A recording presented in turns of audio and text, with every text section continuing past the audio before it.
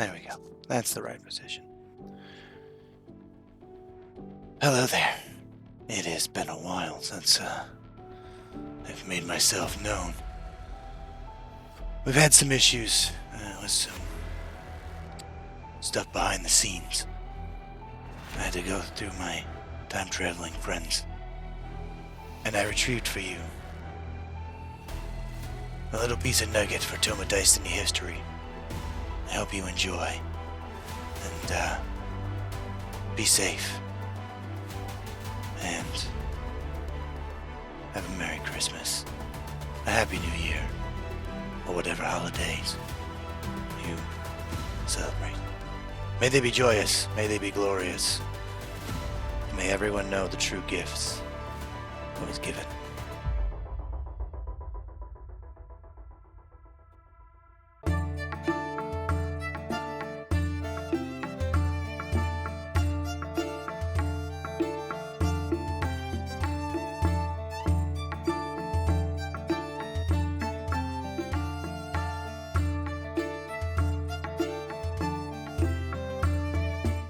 Hello everyone and welcome to another Toma Destiny kind of special, I guess.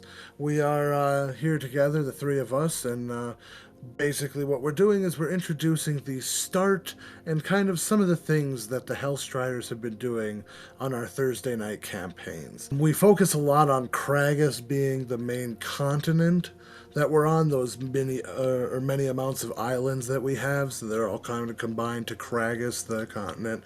And then, of course, we have the Arendon continent up to the northeast of Kragus.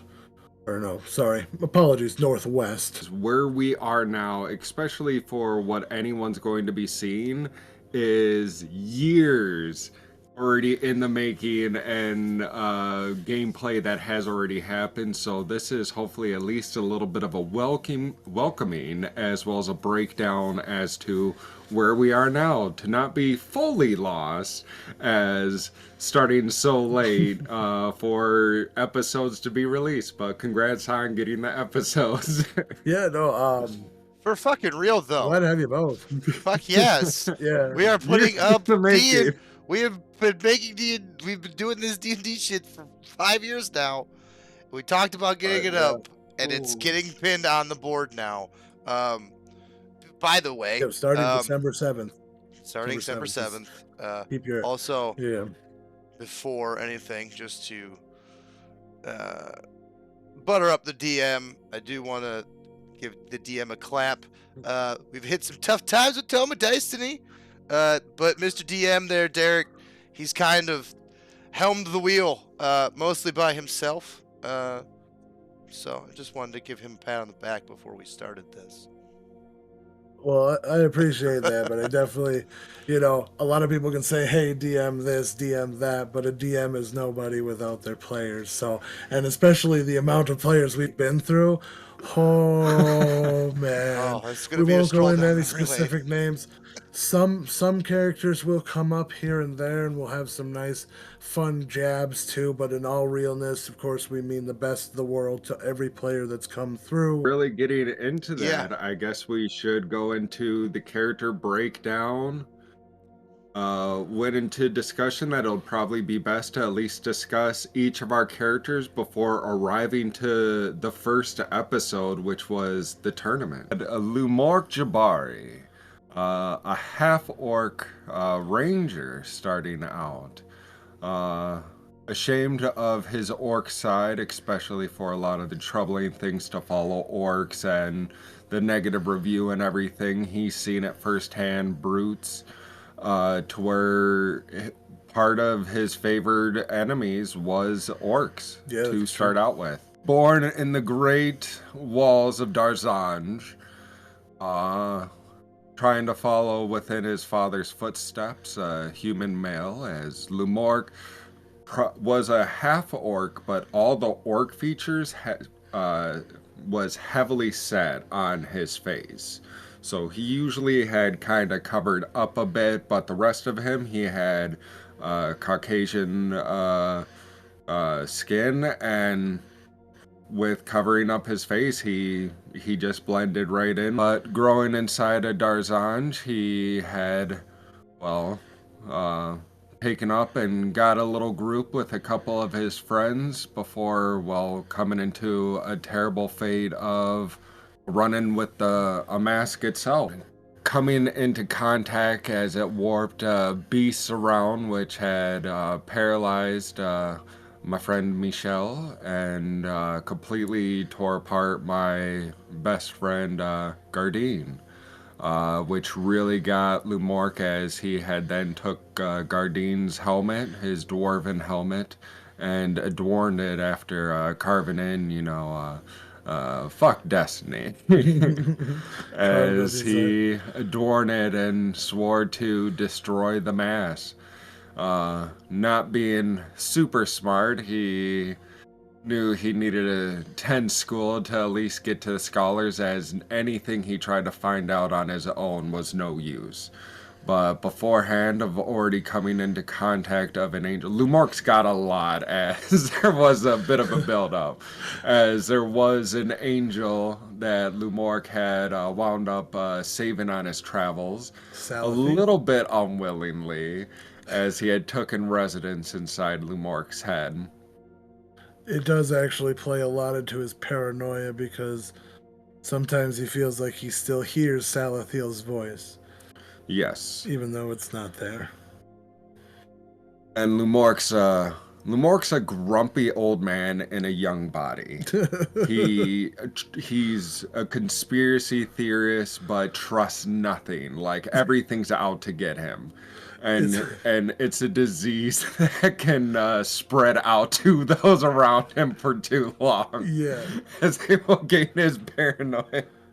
Lumork was able to get into the college knowing that he needed nothing in his grasp. He needed to hit the books to try to find any kind of information, any kind of leads or anything. Still doing some of his own side work. Got a good reputation as he's a hard worker. He's a skill monkey at that. He keeps things very short and to a minimum. And I guess to point out the biggest flaw is Lumork can't lie. Nothing magical or anything. He just won't lie. He won't. Yeah, so he's blunt with every single person he meets. He may avoid, deflect a little bit, but there is no lies. Was helping out a shady merchant to get to a new location upon which was, intrigued on a tournament. As well, of course, checking out his own skills as his road ahead to go after Mass-Ed tore his team apart. Though he had skilled up a little bit, a lot to go on. Maybe test himself, find something out, but it's what brought Lumork to the tournament. Well, that's a heck of a build-up to bring in Lumork to the tournament, but it's good to know some of that past, because that's actually a lot build-up, because a lot of stuff happened with Lumork, and then that campaign had died out. Yeah, then that campaign, exactly. So it was revitalized when this all happened. So. And Salathiel wasn't something that I knew about from the get. I didn't know that was a get-go thing. That's fun to find out. Oh no, yeah, that was actually you. That's what we were hoping for, was a little bit of fun powwow. Like, snap! This is what you were thinking, shit. Yeah, this is what's going on. It's gonna be a fun memory lane. Zook, actually, as well, please, if you would like to take the explain floor. where Zook was leading up to this. A little bit about yourself. Gladly. Mustache. Lumork would size up his competition and no doubt get a look among I wouldn't say an elder gnome. He's roughly about, I wanted to say 150. That's what I wanted to say he started out with. And we kind of dart, that's kind of where I threw the dart, that 130, 140, 150 range, like past a century. But not not even to his what his normal lifespan would be of a mid-age. Salt, pepper hair, a little bit taller for a gnome, about 3.5 feet. He's got some guns. He's a gunslinger. So that kind of leads him into his background, or so to say, being he's a criminal. He's actually like a bounty hunter, kind of a dark, shady assassin bounty hunter. Um, and that's why he is at the tournament. Is a bunch of stuff in his past has led him to this tournament, and who's hosting it? Orn, as we will soon discover. Orn and Zook have a history past with many entrappings, but to Zook's knowledge, he's the reason his parents are dead, and that's kind of his driving factor is revenge. He's definitely a vengeance kind of trope, if you will, the Avenger type, and that's why he's there doing the things he's doing. Sorry, I don't want to talk too much about that stuff because it fucking spoils everything. Gragas and its surrounding continents are also at the peak of like magical and scientific like areas of expertise. Like we're also into a point where I have actually created a whole nother realm. People will get to that eventually during the playthroughs of it. But I've created a whole other realm that is called the Soul Realm, and in which you can actually take from your own life force and create some form of magic, creating weapons, creating different types of like magical spells. You can actually expend one of the things that we have gone over, which nobody's used because none of you have had to worry about it. But one thing you can do is if you're out of spell slots, you can use soul magic to cast a spell without a spell slot, only a certain amount of times per day. Otherwise, you start to feel the points of exhaustion, or of course, well, dying. You're gonna use every bit of your spells that you're drawing your own life force. Eventually, you run out.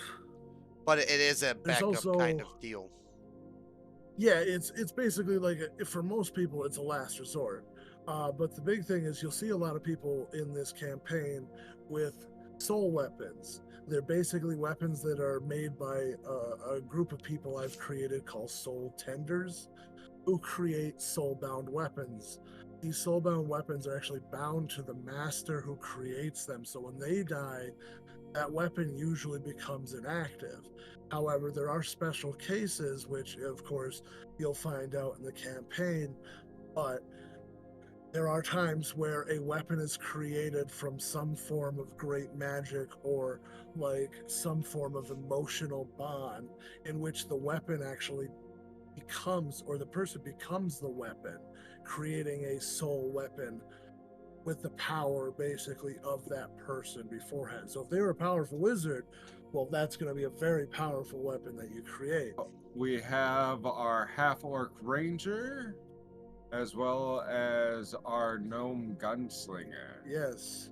Arthur and Andreas, the duo Tritons, brothers, royal princes, and the two of them actually hailed from the city of Winterbraun. It was a southeastern city in the middle of the ocean where the Tritons basically did a lot of business with the land, but of course they had their own kingdom down there. In the water. In Undersea, the water. yes. To know.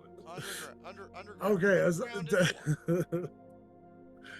Anyways, originally Arthur's character, he has mentioned this, was supposed to be a joke, a bend on Aquaman, Arthur Current. But in time, he actually did start to enjoy playing Arthur, and I think that our brotherly duo was kind of I think it was a fun add to it, is the jabs and pokes, the brotherly love. Things got emotional at some times. But all in all, up until it, you've got basically one Triton that is basically Arthur. The short about 5'5", very dark blue skin, very stocky, very big build. I mean, we're talking like Arnold Schwarzenegger, Mr. Universe style of like, ooh. And then you have his brother, Andreas, the opposite. Very tall, very slender, sleek Triton. The two of them, of course, he has the lighter blue skin of the two of them. The two of them actually only became part of the tournament because of the fact that their brother Zalus, who was originally the one who was sent out to get the Tritons together, or the Tridents together, put them together, rebuild the Triton cities as a unit, but actually lost contact with the city of Winterbraun, and so of course they considered a failure. Obviously, they didn't know what was happening. Arthur, then being next in line, took up the mantle, and that was his mission. While out and about, what's the best way to figure out, how to succeed in this objective? Well, you basically go to around to different places, find different people who are stronger. You build your strength. You get tougher. You find people who can have your back, and you do the mission. And that's exactly what brought him and Andreas to the tournament. And Silas was exactly that. Andreas more just following his brother because that's what he did to make sure, well, Zalus went missing alone. I'm not letting my brother go out because the heck if I'm going to be able to do it solo myself. So he went out with Arthur to help him. And lo and behold, they ended up in Silas, seeking out possible teammates and possible strong foes to build their strength. And I actually, cool enough, they found both. So the tournament in Silas was a big thing, anyways. I mean, bringing the team together for session 0. Yeah, I think it was really good. It was hosted by Orn, which is of course Zook's enemy, and so that was a big thing. Zook, your feelings going into that? I mean, I know we talked about it, you and me personally, but like coming from a future standpoint of it, and knowing everything that you know, like I don't even know what your emotions could have been in that beginning point coming in, like all that anger. Well, the fun part about D&D is putting yourself in a character. That's the fun part. We're all kind of acting. So it was fun to kind of like shove myself in that role of what would I do if my best friend was the reason why my parents were killed. And with that kind of mindset, it was pretty easy. There was some stuff going on that was in life. It kind of helped me maybe a little bit. There was a place to kind of funnel where the anger was, and so I just kind of like put this fake target on this pretend thing in this pretend game, and just let all my anger in there. But no, it's mostly anger, but it was just that like righteous vengeance, Batman kind of thing. Yeah, because as far as it goes, you were going to a party that you weren't invited to. Oh yeah. You invited yourself, and it's like, who's going to stop me? It's open. I'm It's coming an for open your ass. party. Yeah, I was part. on a mission. Well, and the best part of the whole thing is like you weren't even just like going to this party you weren't invited to. You were throwing yourself front and fucking center Not of this hiding party. who Yeah. you were. You didn't make no false name. You didn't come under like some cliche anime side character bullshit where you had like, this, to name one great Saiyaman outfit on or some bullshit. You came in as Zook, double tap Ningle into this tournament, and you were like, "Nah, Brett, I'm here." Here I am. Like, cool part was you guys did get to meet the Crystal Tigers for the first time, as a lot of them were sprinkled in. The interesting battle between the Tiefling Urine and Zook, and this ongoing love, will they, won't they, back and forth. Oh, you're at your first NPC love in a D&D campaign. Oh In the man. middle of a fight. Oh in the middle yes, of a fight. Yeah, she was my She- first. She was my first opponent, I believe. And then I Yeah. fought. I Yeah, fought you two- Arthur, Yep. Yep. and I 'Cause defeated it was, Arthur. it was Arthur versus Andreas in the first battle. Yep. And it was you versus Urine. You versus Aldine, which was the sorceress who Yep. was from the Crystal Tigers, and then there was the orc who was just an outsider. Um, his name evades me, but we're not going to worry about that. And then, of course, the champion for Orn, the champion of Silas, which was a large tabaxi male, very dark jet black fur, and definitely didn't worry about armor or anything. He was just all Yeah. in your face, and he was a very powerful fighter. And he beat the orc. It was a very quick and normal fashion, and then it went from the battle was you versus him in the second round, and then Arthur and Andreas went, and you had to fight Arthur after you beat Urine. Because actually, yours was an interesting fight because Aldian actually burnt a lot of people, not using her spells in a very safe way.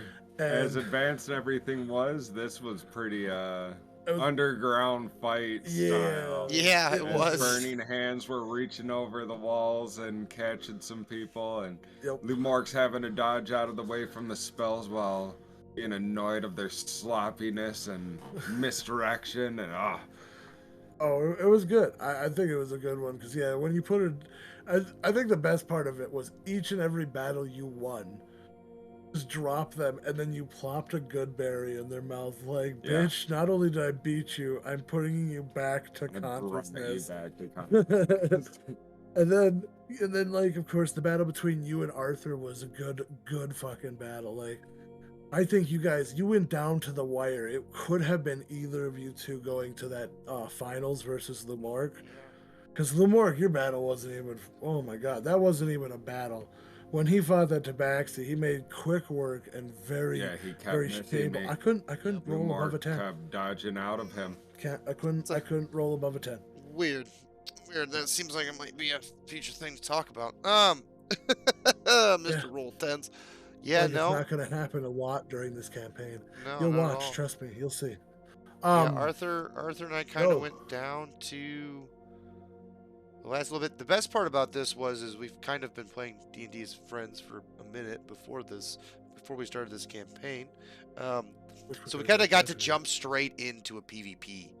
That was kind of Yeah. like something that got my like blood like excited. I don't know how everybody else felt at the time, but like I kind of was like, I was so oh shit, nervous. I'm we like, get to oh fight each god, other. this could make a pecking order. And it sure did.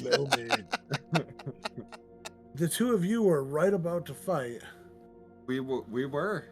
Were you? Oh yeah, you did We actually were get to fighting. exchange. You did fight a bit actually. Now that Yeah. you say that, I didn't remember that. Yeah, My you apologies. flipped the switch near the end of the fight. We never got the You finishing guys were blows. getting down. Yeah, I swear we got We're, like, like, mid-fight. 2 or 3 rounds. And before all around inside, sigils had lit up, and He started freaking out. The Tabaxi did.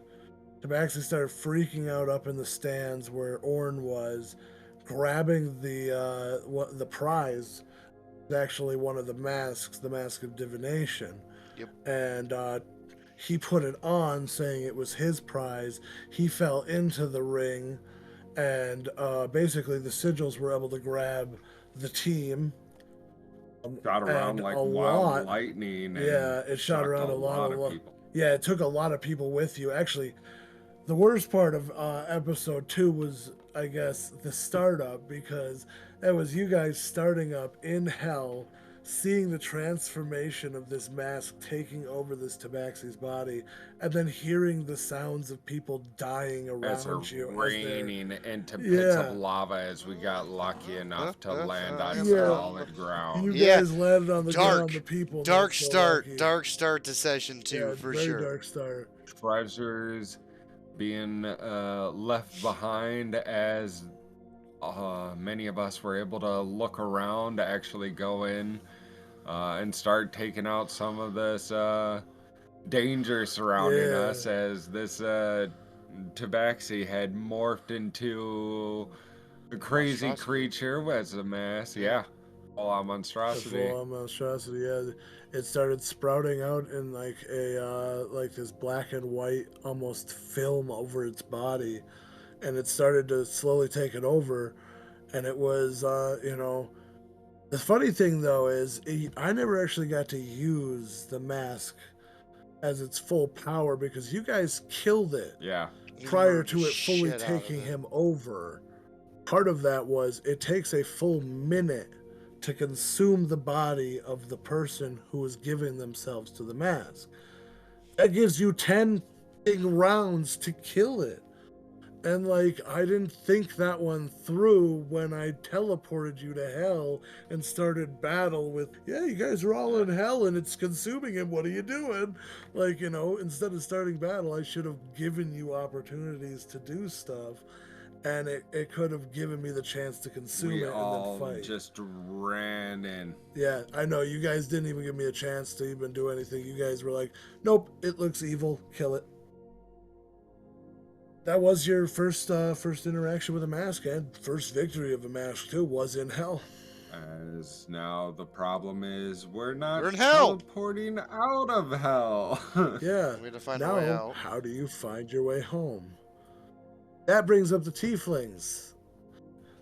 Tieflings that surrounded you upon victory of said mask. You guys, of course, were brought to a wonderful palace in hell, sweating your balls off. I may add, as you guys are just like suffering from the heats of the nine hells. I mean, obviously, no None mere of us are mortal is prepared for that. Yeah. And then you got our 2 Tritons as well. Yo, God, those fishes out of water, for lack of a better Yet phrase. no one died. But the fun thing is, though, actually, yeah, nobody did die. You guys did actually get it. The nice thing was the tieflings needed something done. You needed to do something. Willing to help you get home, which actually brings up the tiefling lord. But he was willing to help if he could.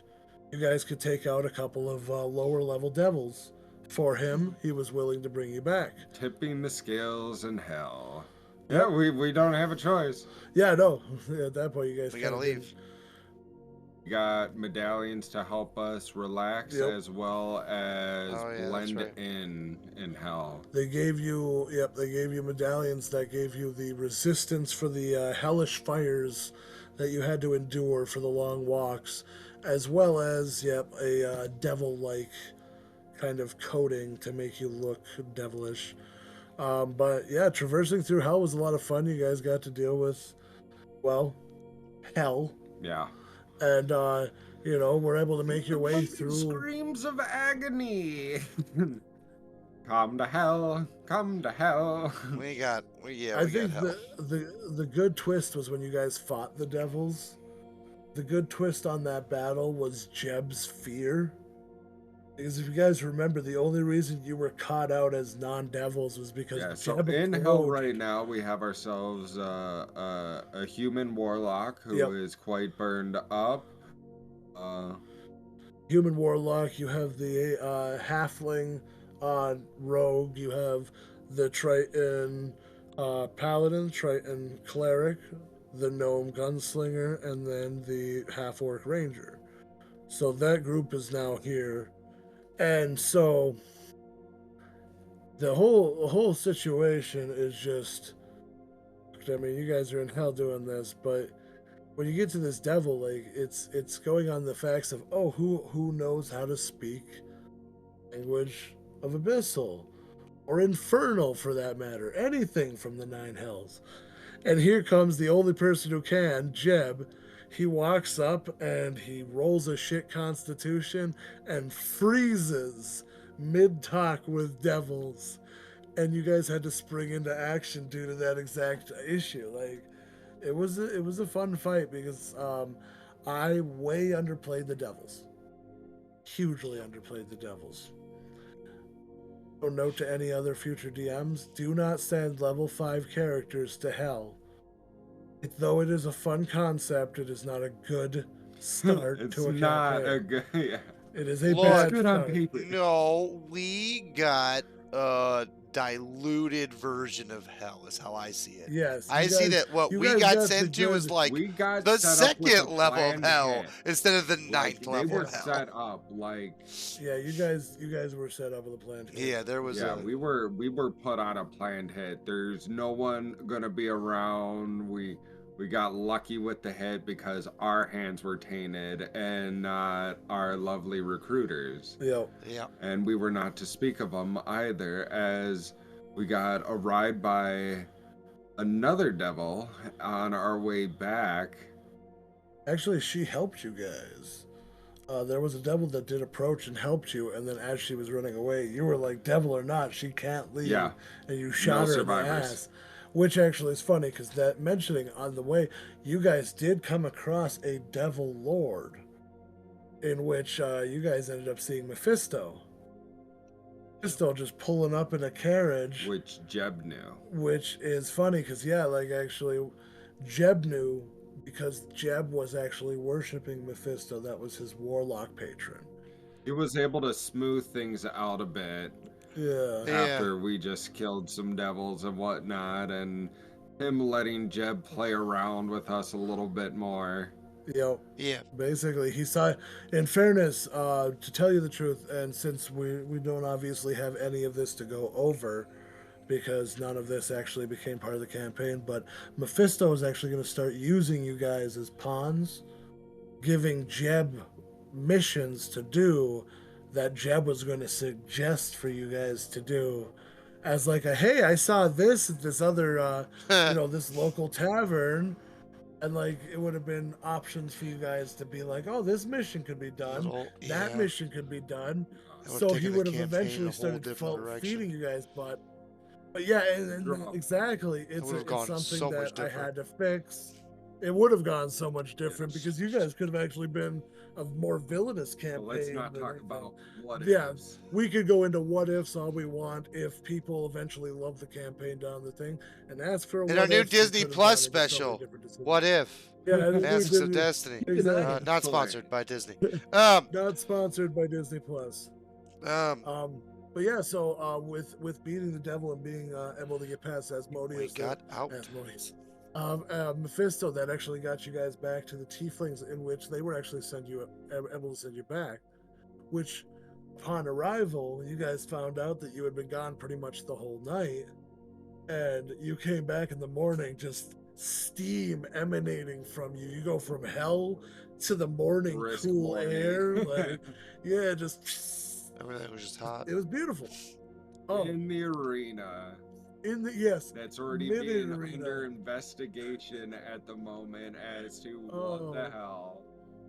And a bunch of people disappeared with only a handful returning, and those primarily being in the fights. You guys were able to save the tabaxi as well as the mask too, so you were able to actually drop it. And then you guys did actually, after the investigation was done, got the money eventually, so that's good. We moved on at that point. Yeah, with that investigation. Yeah, that was way later, but they're wondering who we are, wondering where you came from, how'd you just appear? You guys basically sent over to a tavern in order to basically wait for further questioning. Yep. And they asked you where you were, and I remember this moment to this day, because this is the most, and I shit you not, this is the most cool guys don't look at explosion move in my D&D experience. But Lumork just going, we were in hell, and just holding up the finger of a devil to these investigators, and then putting it back in his bag, and you guys just walking away, going to the fucking tavern they told you to go to. I was like, that is like the most, like, I mean, Lumork, played by Jason Statham. That's where I was at right there. I was like, just the, walking away moment. Like, Lumork was in hell. He's wearing leather armor, and he's wearing a metal dwarven helmet and refusing to take it off. He's been baking in hell's heat for 24 hours, or like easily 12. Yeah, like a 12-hour stint. Just like out there is like, yeah, we're in hell. Like, fucking, we're done here. Drop the fucking mic and just walk away. Which actually leads us to, though it's not a very important fact, my favorite part of Silas, and actually, favorite tavern I've created, but Deja Brew. Deja Brew. That was That was the tavern with all the different changelings. They changed into whatever best fancied you. And I think that was one of my fun ones. I got to play around with that one. What happened after the investigation? Once the investigation stopped, you guys were then let go because they figured there was nothing you had nothing to do with it. Yeah, we were innocent Yeah, bystanders. we were cleared They- as they- victims, but then we And You we were were cleared, fine with yeah. our testament that we were in hell, and we apparently fought our way out, and somehow just were able to get back. And Yeah, and I believe that you guys at that point we had also had Celeste. yes, We had Celeste when she was with us. The only reason when you guys left, you didn't really have any direction, and then he was the one who actually mentioned he wanted to go home to visit his father, and that's why you guys ended up heading east out of Silas. Your original intent was to head to Brevlis, which would have taken you guys through Mithelheim, Bremen, up through into Davenport and everything, which would have taken you by Sanctuary, yada yada. We'll get to that. and at this point, we're just a group of assholes who are traveling in the same direction because we just pissed off hell. Yeah. Basically, you guys all at that very moment when you were at the tavern, I believe We the knew it was exact political words. stuff going on. Yeah. We literally had the King of Tieflings set us up with the hit and whatnot.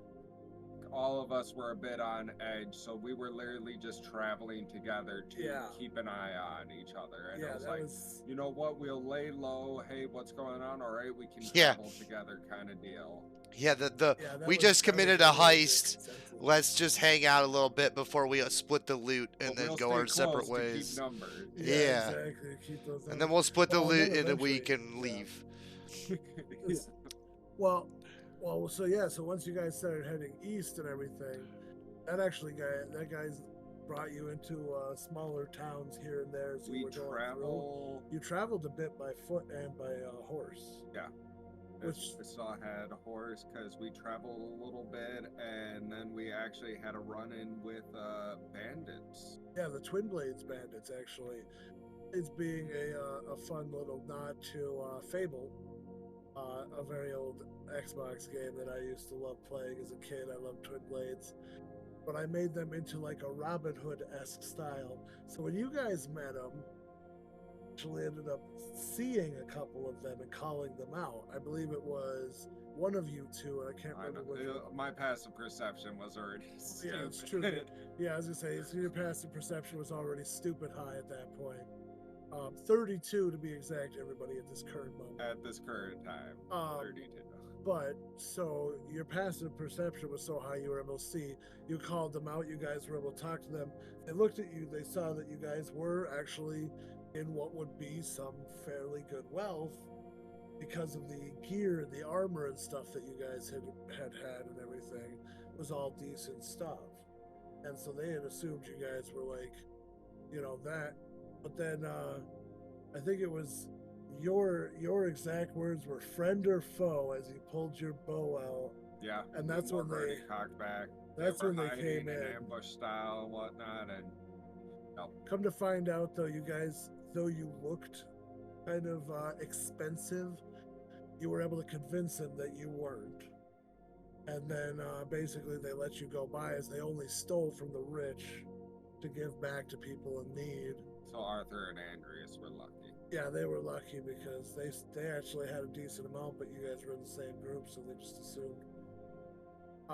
But yeah, no, so, and then actually on the very next side, when you guys set up camp, you ended up meeting that rich fellow who you actually saved his life.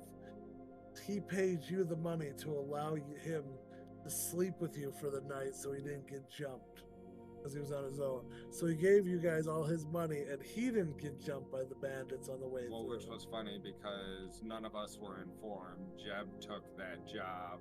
I know. And so literally Lumork woke up to just see another person just at camp, and Lumork's like, okay, well, I guess he's not killing anyone, so he's part of my watch as well. Yeah. Yeah, I thought that was funny too. Is Jeb took that when everybody's pretty much doing their own thing, We sleeping. travel a little bit further, and we wind up to an abandoned area. Oh yes, so Bremen.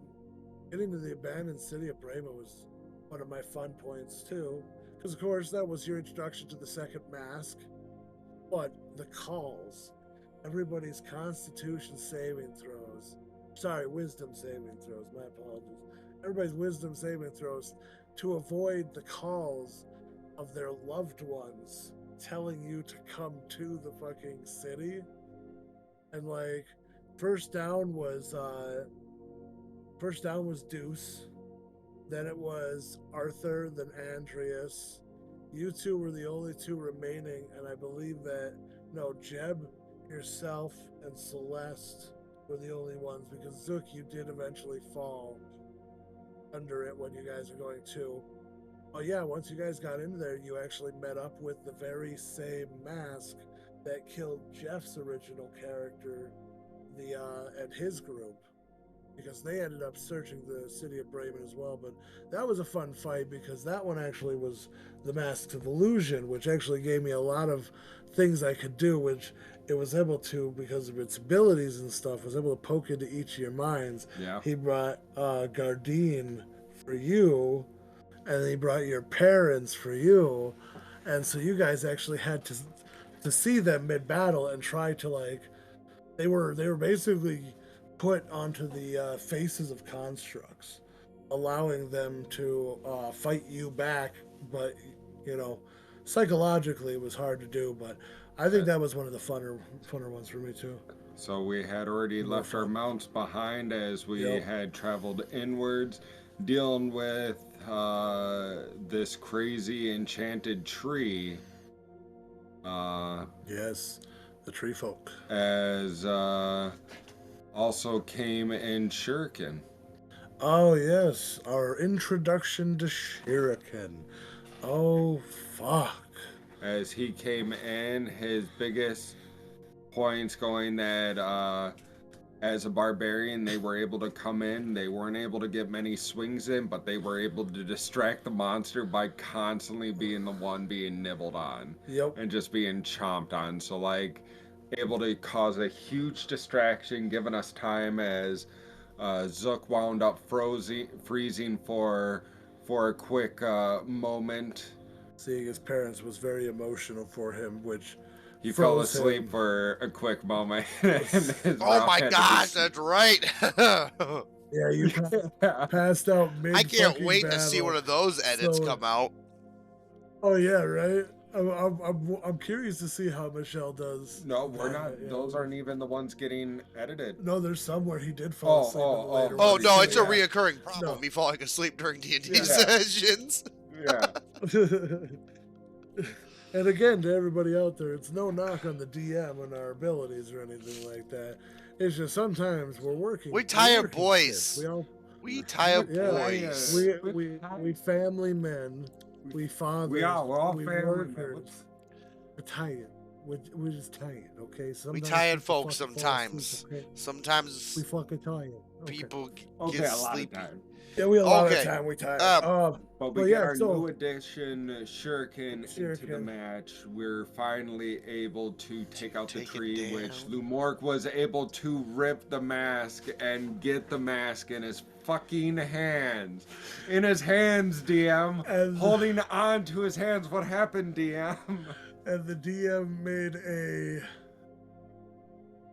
we'll call it a tactical decision in order to sway the plot a specific way, which stopped actually happening a lot. I apologize, it happened fairly often in the beginning, where I would sway certain things certain ways for my own amusement.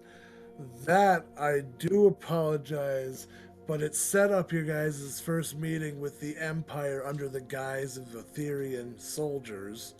So that was something I wanted you guys to see anyways. Which in Someone fairness was came kind and of shit. stole the mask. Yep, he slipped those fingers, those nice old fingies that he literally Oh, that's succeeded, and right. I made it a failure, and it And dropped into the started water. the chase. And not only did I drop it in the water, but there happened to be, in a miraculous fashion, a portal in that water that slipped that mask from one end of it to another into the hands of a person who then got chased by Jeb, Lumork, and Zook, of course, following up the rest of the team. But that was a very short-lived thing. It was a fist fight between Shuriken and their orc member, and basically they just had a fist fight. They laughed about some things, and you guys pretty much didn't get the mask back, but you were told that Etheria would take care of it. And you guys obviously did not take very kind to those words. Yes, if you remember, they they didn't fight. They talked like that they were going to fight, but they were going under the guise that they were under. They were generals under powerful people that they had higher authority than us random information at me. I'm not gonna remember. I'm confusing a lot of things. In fairness for that as well, you were already asleep, and the only ones left in that session were him and Jeb. And Jeff and you have left already.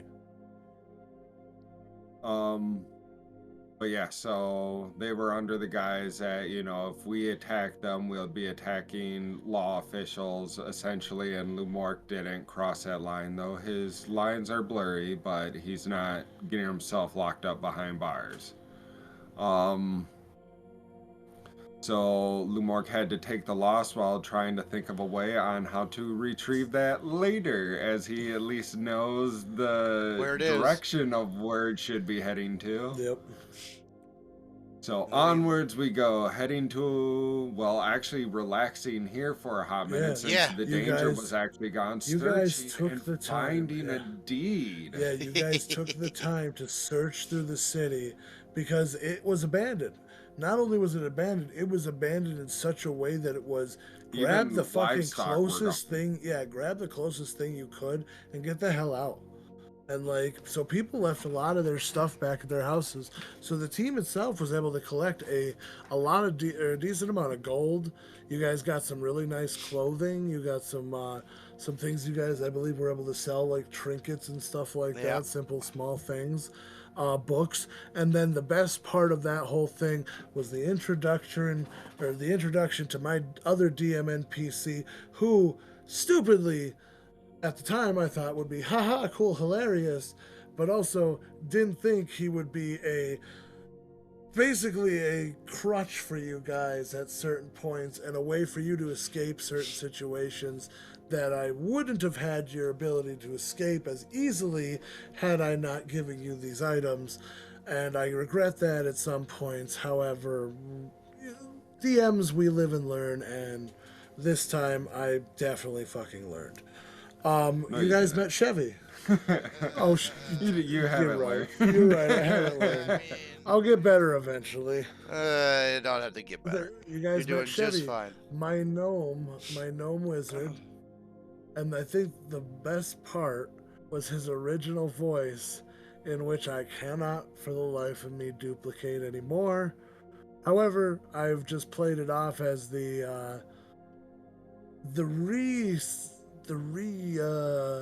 acclamation of him into society again, as he was alone for so many years in his own wizard's tower, which basically was his own dimension that moved swifter in time than outside. And so, worse for him, as he was there in a crazy state with his wife, Martha, the doll, that you guys had noticed moving multiple times. And that was a good fun joke for a long time. A nice running joke was the doll moving or being right behind you or something like that. And you guys were just like that little jump scare kind of joke. I had a lot of fun with that. But yeah, you guys were able to gain Chevy's doorway, the doorknob on the gauntlet. He gave you the gauntlet, which essentially was a physical doorway to pretty much the Magnificent Mansion, essentially. Yeah, it was basically his version of the Magnificent Mansion. More permanent version. It was an imbued doorknob that allowed you to open a permanent door to a pocket dimension. in which you could have your own like world in there if you were a strong enough wizard. But the door would be there. It's not invisible, so Yeah. you could see the door in any Yep. weird places. And once With the a doors, special lock yeah, and key gauntlet, which help remove the door handle to help move it to its different exactly, location. move it to different locations. But if you're inside, Yep. you're a little boned until someone on the outside Places that, places the doorknob Yep. onto so said wall. which is even more funny because it goes right back into that anybody could walk in there if they walked in the right door. The thing Uh, is, Then though, you placed it in the Chevy. hallway. You needed the knock. Oh yeah, no. The knock. Once the knock was placed, the door is normal. But if you close it, then yeah, then you need the knock again. But the thing with Chevy, though, is But, like yeah. Chevy's door became so like you said, like, yeah, I made a mistake. I don't think you did. I think you introduced a character that, man, Chevy played a crucial role in us getting out of shit alive. There's a Yeah, couple. There's a it's true. couple. There There's were a couple moments ways we where- went about things about like, oh, how? Okay. Anyway, No, I agree. There are. So we moments find the where- deed. Chevy is Chevy is helpful, yeah. found. We find the deed. I go ahead and do a Yes. little forgery You were able work to as successfully forge it. I That forged was the one shit the out of best it. I think I rolled a natural 20. 20s. Yeah. Yeah. That was the best Forged the natural shit out of 20 it. we have rolled. So we basically became owners of. Well, I became the owner because it was put underneath my name. But And then once you guys left, it was a lot of travel after that point. And the next closest city or town was Niflheim. Niflheim Yep. was a lot of interesting up and downs for us, for sure. The investigation into the missing women that you guys were given by an actual goddess that showed her physical form to you. yeah, Well, that's even jumping ahead. A nice city and whatnot, bustling with people. We had headed up to the monastery. Yes, the Yep. Iron Fist Monastery. Where then we had found it ran by a turtle. Yep. And reaching upon some of its holy waters is when getting contacted by the goddess. Yep, that's when you guys were contacted by the goddess. Was when you were brought down into the cave where her basically her the portal to her world was. But you guys got to meet Narakal, another goddess that was actually taken an inspiration from something I had seen online. It was a double-sided goddess. One was the goddess of like life and love and emotion, and the other being the goddess of death and like that kind of thing, the death and. But I thought it was a cool thing because Narakal was actually the one that you guys had met, and she was actually the one that she contracted you guys to find out there was a lot of women going missing in this city. And so you guys, of course, took the mission, did a bit of investigating, and you actually met the Crystal Tigers for the second time in Niflheim. But when you guys found the women, you were able to, of course, sadly, a few of them were already dead and buried, but you were able to save the one that they had recently kidnapped, and you made an example of them. You guys put their Yeah, we heads on did. spikes. Which was We- us actually attacking an Empire- army. yep, We Empire were soldiers. attacking yeah, it soldiers. definitely Lumork was against it, and the team Zook went kind of buck wild. Zook kind of buck wild there. The fun character traits that we all get to design, like Lumork never lies. Zook doesn't give a shit if you have a plan.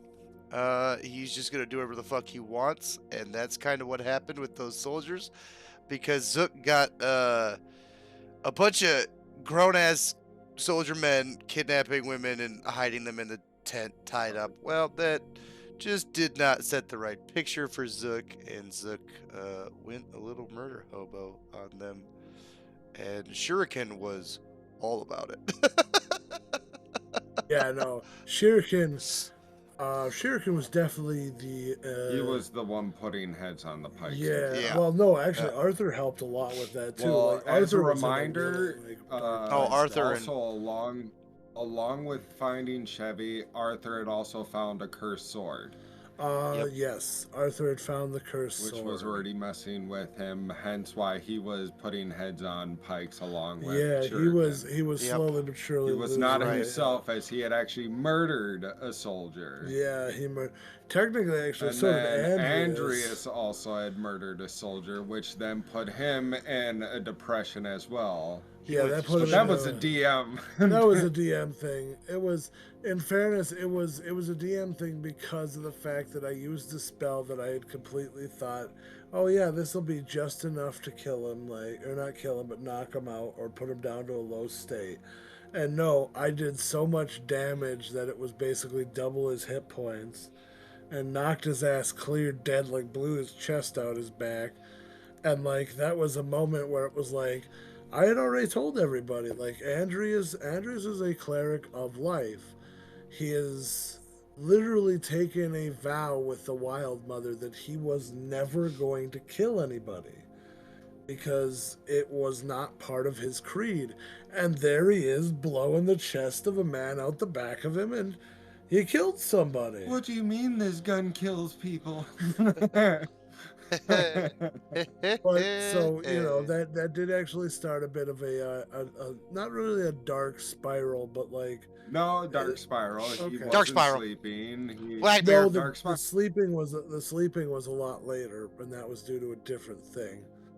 But it's more along the lines of the dark spiral was more him just him following. That was the a start. lot of that. That was the beginning start of it a all. lot That was the things. beginning of Yeah, that was literally the beginning of his dark spiral. Yeah, of that- everything that- going I do downhill agree. for It was Andreas. It was Yeah. Even to this point. yeah, until now. Yeah, definitely. So not quite done. Oh, with he's the campaign he's yet. definitely looking fucking exhausted. He's trying to act like he got better from you. No, he didn't. It's he's the actually- start of the dark So spiral. Yeah, he definitely had some. We Yeah. murdered the army, put their heads on So spikes. murdering them, you guys. Shuriken took a you head guys were with able to bring him, her back. Yes, brought her back. which plays She into it. gave me. That was when I got all the stuff. That was when I got the gem. Yeah, that's. She was the one. Yes, that is when she you was. got the gem. Oh She no! was the one who had given it. No, she No. hated you. No, the gem. The gem. No, that was the came mask. later No, at the end. mask. I got the mask and the poison ring from Yeah. her because that You was got the mask and the assassin. poison ring. Yeah, because The assassin mask and the the poison ring. yeah. girl. That was the talk about dark hell being dark to start off. You brought me we brought her back to her mother and found out Yeah. that I had assassinated her father and she had Yes. witnessed it, which threw She me for watched a and she loop. recognized you. Yep, she recognized you, and you were able to then convince her that you had changed. Though she did not believe you fully, she did give you those items and then told you never to come back. Inspiring others as we do come back. Some of us a little jolted than others, as Lumork doesn't like the city life, so he headed back to the monastery, as well as some of the others with the evidence for the goddess. As that was a job that was taken by Arthur, so Arthur had to come to the Yep. monastery back as Yep. well to fulfill You guys it. actually brought a few of the guys back. It was 3 guys to be exact. You brought 3 of the soldiers back, and she punished them greatly. You guys basically got to watch sacrifices to a goddess. Nope. Lumork was distracting the head monk, Oh yes, that's keeping true. him away from there to not. You kept him busy while they went down there and did that. Because yeah, she basically like grabbed them under with vines and such, and like writing and different sigils started carving themselves into their bodies, and she like pulled them under in some like sadistic horror movie like way. And yeah, Dark. it was actually really dark. Yeah, I mean, no, a this lot of whole it says- campaign, this whole this whole campaign is campaign actually is- super dark. Apparently it. so. Like I thought it was a Dude, nice that makes jaunt me and fun. scared to go over mine. Yeah, Now that they're like, oh, my Oh God. shit, dark. hindsight. This is It's dark. in hindsight, not great. But no, yeah, after you guys, it was funny too, actually, because once you guys left, that Well, you guys ended up staying the night. we did he ended up doing that. a fight. We stayed up there, but Shuriken stayed along with some others Yeah, as he Andrea joined stayed a down pit there. fighting. Yep. Through the head in the foot. The head, He and goes, then we all got fights, kicked out. sanctioned underground fighting, and no items or nothing. He already had to convince them to bring this bag in along the fight because it's like you don't need anything. You're just fighting. You're just No, fighting, I need punches. to have this I on need with me. And yeah, he opened up the bag and literally tossed the head at his opponent. It wound up getting crushed and stomped and whatnot. So it was unmatchable to anything. Nobody could use any kind of spell on it to like talk to it. But the fight did wound up getting cut early, and then already getting. He's lucky he didn't get arrested. And long story short, we got kicked out. You guys got blacklisted from Come the Niflheim. next morning, with everyone at the monastery relaxing, we're actually getting ready to leave as we have guards come and tell us that we are to leave and not return. And you guys were escorted out. Funny enough, because you also had to pay them 300 gold in fines and everything for all the crimes you committed. And best part of it was the fact that as soon as you paid it to them, Zook then successfully stole it back. Yep. Sure did. And so you guys basically got escorted out of Niflheim, never went back. And basically those guards don't like you at all because, well, their money got stolen, so they can only assume somehow you guys got your hands on it again. So that's a fun little side storyline if you guys ever end up back in Niflheim at some point. But yeah, leaving Niflheim actually brought you guys up to Celia. Celia was a little port town that brought you guys north so you could go through Davenport up towards Brevolis. And Celia, you guys actually came on one of their holidays. Yes. I inspired it off of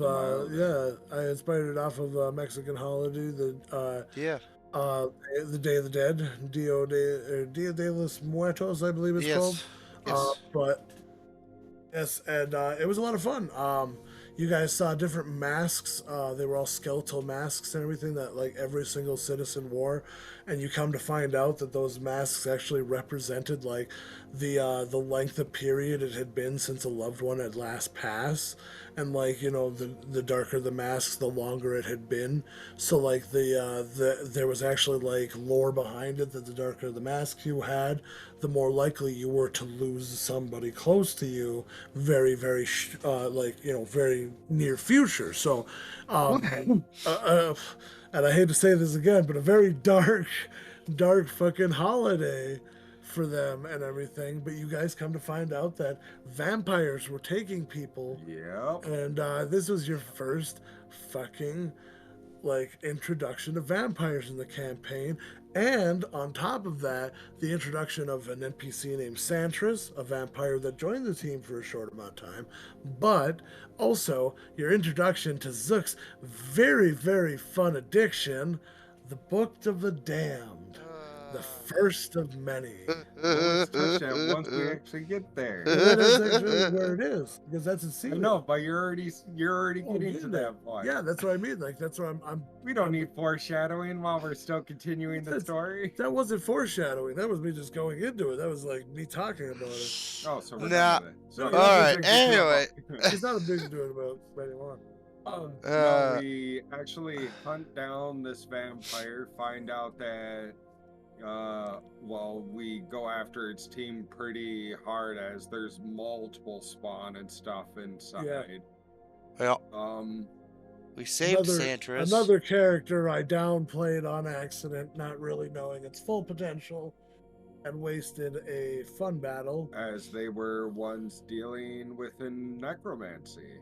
Yeah, they were dealing with necromancy because Santris was actually bringing skeletal figures to life. Hoping that he would be able to take down the very vampire that basically turned him, because you guys actually found out that Santris himself was an Etherean soldier who was bit killed and then buried, Yeah. and then he had basically been trying to get revenge. That's why you guys actually had agreed to help him, because it was That's what gave him the benefit of the doubt, because he was getting, like, Mork was ready to kill him. yeah, oh yeah, No, 100%. Uh-huh. no doubt. It was Celeste that was like, hey, Yeah, actually, interestingly enough, one of Celeste's only real decisions in the game. We meet Santris. We save Santris. We meet Yeah, you guys- Bathadon in this time too, do we not? Or is that yes, still a you little guys- further ahead? You guys actually met. No, you guys actually met Bathadon a while back. It was actually just outside of Bremen. Yeah, okay, so I Yeah, wasn't he had absolutely met up totally with you guys. crazy because we were taking Bathadon to Sanctuary. Yeah, he had met you guys in Niflheim. He was actually one of the people who contracted you to get him to Sanctuary. Yep, that's And, kind of that's it was all on when- the same path. Yeah. We were all it like was we all were the gonna same go path, through yeah. to take Celeste home. It was all in the same route, so we picked up Bathadon, Yep. So and yeah, then so you guys were like, yeah, we'll take Bathadon up there and we'll take him home. and we took Santris with us and because while we're in this area as well as celebrations are going on, there's some interesting songs going on.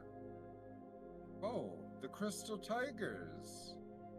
We seem to have a reputation at the moment of yeah. a group that have traveled and have Yeah, that was in our. We strided saw our first through wanted hell. poster. Oh God! you The guys saw first- your the- first wanted The poster? original poster that And was drawn by yes, Urine. Yep. you motherfucker! You reminded me. Yeah, so that was not only the first poster by Urine, but Urine and the team had been through a town you passed through just after Celia and Davenport, in which you guys actually ended up hearing a song written about you by Urine that I, of course, got the chance to sing for you guys, which was actually one of my more fun, I guess, one of my more fun side things I never really actually got a chance to do again. I did actually do it one more time, but it wasn't as good as the first one. I think it didn't have as much art. Well, the big part is we were now a group of assholes that have Had a gained name. Yes. Yeah. But before we get to that exactly, because of course that comes after Davenport, once you guys picked up Santris, helped him kill off his vampire, I guess his vampire doer, his host, the one who made him into The it. skeletons we can't even fully get rid of. Yeah, so Yep. you guys had to So we disguise We that. disguised them. My disguise kit. I came in clutch with a lot of tools early Yes. on in the Yeah, a campaign. lot of stuff. We got away with a lot of shit because I rolled well. You guys met secure passage on a ship to Davenport, in Yep. which that ship was your first meeting with Lysithris, the Triton female that was against Arthur and Andreas, And the big was trying to monster. also gain the tridents. Yep. And yes, you got to meet my Tarask style homebrewed creature, the Vantalistra. Yep. It was a very Lovecraftian inspired creature, but it was a lot of fun. I liked it. It was scary. It was short lived. It was scary. It did what it needed to, but sadly has not come back into any kind of frame. So it was a one and done, but it was a lot of fun to use.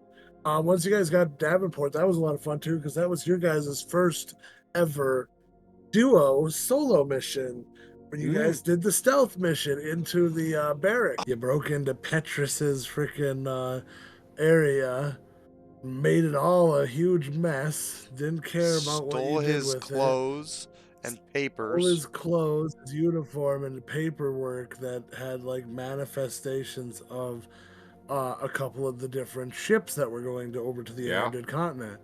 And best part was when you guys got back, disclosed the information to the team. Only moments later did Petrus come in through the door, because he explained to the team, my fucking place was a mess because they found out I'm fucking stealing valuable information, and they're trying to find evidence against me. I need to get the fuck out of Davenport. He thinks the Empire is after him to kill him because he's taking this information when these two were the ones who took the. It was a lot of fun. I think that was one of my favorite interactions with you guys because Rich had no fucking clue what to really say, but he had all the information, but he couldn't convey these things to you guys very well, and it was a very big teaching moment for Rich as a character, and I think that was a lot of fun, was him learning like on the fly with you guys of like how to like respawn so spontaneously, because it was like you guys asked him a question, he was like DM, what should I say? It's like, nah, man, whatever you fucking want. Like, this is this NPC has nothing. It's all what you say now. If you say something, it's about him. He got a tiny penis. It's a tiny penis. Like, okay. So was Petrus then like a Aetherian plant? no, Petrus was an Empire He was an soldier actual through and through. He just started seeing a lot of the inconsistencies in the Empire's story of like, yeah, we're going to this city for, diplomatic reasons. And I know what happened, and I'm seeing the report saying something else. Yeah, exactly. He Yeah. knows the physical what happened. Like, he's watching what's happening in Davenport. People are being beaten in the streets if they don't fucking comply with Empire rules. Yeah. He's a good person. Petrus was a good person. He didn't like seeing that. But he's the one having to send the reports from the captains back to the fucking people in the main office. And the report says absolutely nothing of that nature. Yeah. So everything's being like forged to it's So then we bust in his shit. We take his shit. Bust into his stuff. We take his stuff, and now he's freaking out because he thinks the Empire thinks he's a traitor. Is on to him, yeah. Yeah. And so he pays you guys to fucking take him out of the city, and it was such a cool, fun time because I did give that as like it was a, here you go, Rich. Play this character. You can make one when you're ready to join Here us. is the Play-Doh. Yes, make something. Make something. And he did so well over the course of like the next like 6 or 7 sessions because he couldn't stay for long, and he was coming back permanently eventually, which sadly never actually molded into more than a few more sessions with us. But it was fun to have him while we did. But he did so well with Petrus because I gave Petrus this little like you called it, a mold of clay, and he made him into this like fun-loving NPC we actually enjoyed being around, and it's because of Rich. Well, he was supportive. Yeah, the team needs someone supportive. Like, the team needed a heart to come in and just be like, guys, we need to love each other, not fight each other, and that's what you guys have. I truly mean it. We're a group of assholes traveling in the same direction. Like, we needed a caring person, as Andreas was already going down his dark spiral and no longer could be like the loving care compassion. Yeah, that's true. He needed tending after. He did push somebody over the edge at one point. That's way later, though. We finally get back in the ship and.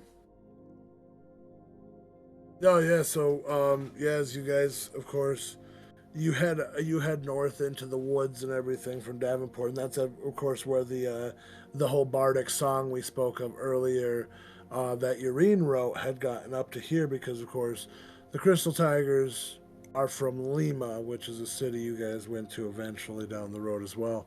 But basically, they spread the word. You guys were a team that literally went to fucking hell. They had a hit song. You strided through it. Yeah, it was great. Folk heroes kind of being made and whatnot, and you guys didn't even know about it. And enough witnesses to know that it happened. Yeah, and you guys had no clue on it, and like you heard the Hellstriders thing, and you guys were like, oh another bardic song. And here comes, oh, the Hellstriders, and bam, I sang that song for you guys, and you guys were like slowly like, it sounds like what we did. Oh And shit. it was like that moment that you guys were like, "Oh shit, we were just named." And yeah, it was a cool moment getting your name for the first time. Of course, like I said, that was a Many long, times we long were time. doing Yeah, jobs, we were pretty much like, don't talk about us. yeah. Don't talk about Yeah. us. Do not bring us up. Like, Because we are skipping a lot of things, as you could tell, we have to keep re-reeling back in. So, like, there's a lot of fights going on. There's a lot of talks, information gathering going yeah. on. We're just trying to help get out as much as possible. So we leave Davenport, head off So, towards Sanctuary, yeah? Methinks? yeah, you have up north during Sanctuary, which is actually cool because the city you guys hear this, or sorry, it's not a city. It's actually like a hodunk town, tiny little farming town. And when you guys are there, that's actually when you heard about a specific legend of a dead woman and a spirit that leads people into the forest, and those people disappear. And so when you guys, of course, got the chance to go investigate said spirit, that's where you found your very first facility and found out about all the fun things the Empire has been doing in the shadows. As you found out, the Empire was using human and Experimenting. demi-human experimentation. They were doing basically sacrificial like rituals to create these things called philosopher's stones. They were very, very small stones that gave you nice imbued magical powers, boosted you to levels that only the gods could feel, and of course gave you immortality. And so it was one of those fun facts of like, wow, weird, some form of military state is creating something of power. Yeah. But you guys, In yeah, non-ethical ways. yeah, very Ethical non-ethical ways, ways. for sure. During this point, actually, when you guys actually fought a lot of these experiments and everything like that, a couple of them successfully bonding with said stones, um, you guys did actually find out that they boost abilities to a very high factor. As though I am a DM with very, very ineffective boss battles sometimes, I can tell you that every time we've done a battle with my creations, they are good battles. I love them because you guys take damage. You deal a lot of damage, but you guys take damage. And that's, I think, the best part for me, is because in most of my boss battles, I come in with high hopes. I go, I'm gonna beat you senseless. And then I just get walked all over like I'm on a fucking leash and I'm a dog. Like, come on. You guys walk me like a dog. It's ridiculous. The spec's different from a group going by the Hellstriders. In fairness to a lot did of it is kind of my gloss over the fact that we, way back after we murdered all those soldiers, war crimes became a standard oh yeah, staple in true. our vocabulary. As you know, War as the crimes Mork has became said multiple times now, we were known as a bunch of assholes who committed war crimes. yes, we were a bunch of assholes who committed war crimes, and we were it was definitely a dark Dark shit. fucking Dark campaign shit. now that I think about it. Dark shit. No, but I think it's, yeah. So as you guys, of course, that's actually where you met your crew, the pirate crew. Yep. The captain who gave you a chime, and your guys' very first look at a soul tender, because he was able to give you the weapon that was connected to him or sorry, not weapon, the item, the chime itself, giving you a portal back to him, saying that if you need him at any point, all you need to do is hit the chime, and either he can come to you or you can come to him. And so basically, you guys were like, "Oh, cool, that's awesome," but what do we do with the crew? So you guys were able to, of course, We successfully at least save got them. a small army if we need it. Yeah, Yeah. you guys were able to save them. Yeah. So we're able to save them from the facility, and all of us despised it, so it needed to go. Yep. It needed to go. Planting plenty of explosives around each of its main points, you guys were able to topple that motherfucker. Not just destroying the amazing facility the Empire had made and all these grand creatures they make, but you also buried it so that they can't ever do it again in that location. Or at least they do. There's a lot of At least cleanup it'll to take do. a long time. Yeah, it's going to take a very long time. It was a setback. But, of course, after the facility, that led to Sanctuary. You guys, of course, got up north and were able to make that. That was a really interesting place to create. It was that city that only is found when you need to find it. You can wander the woods forever, but if you truly don't need to find the place, like if you have ill intent, you're not going to find it. You're just going to wander the woods forever, and it's never going to allow you to find Kind it. of the entryway to Narnia.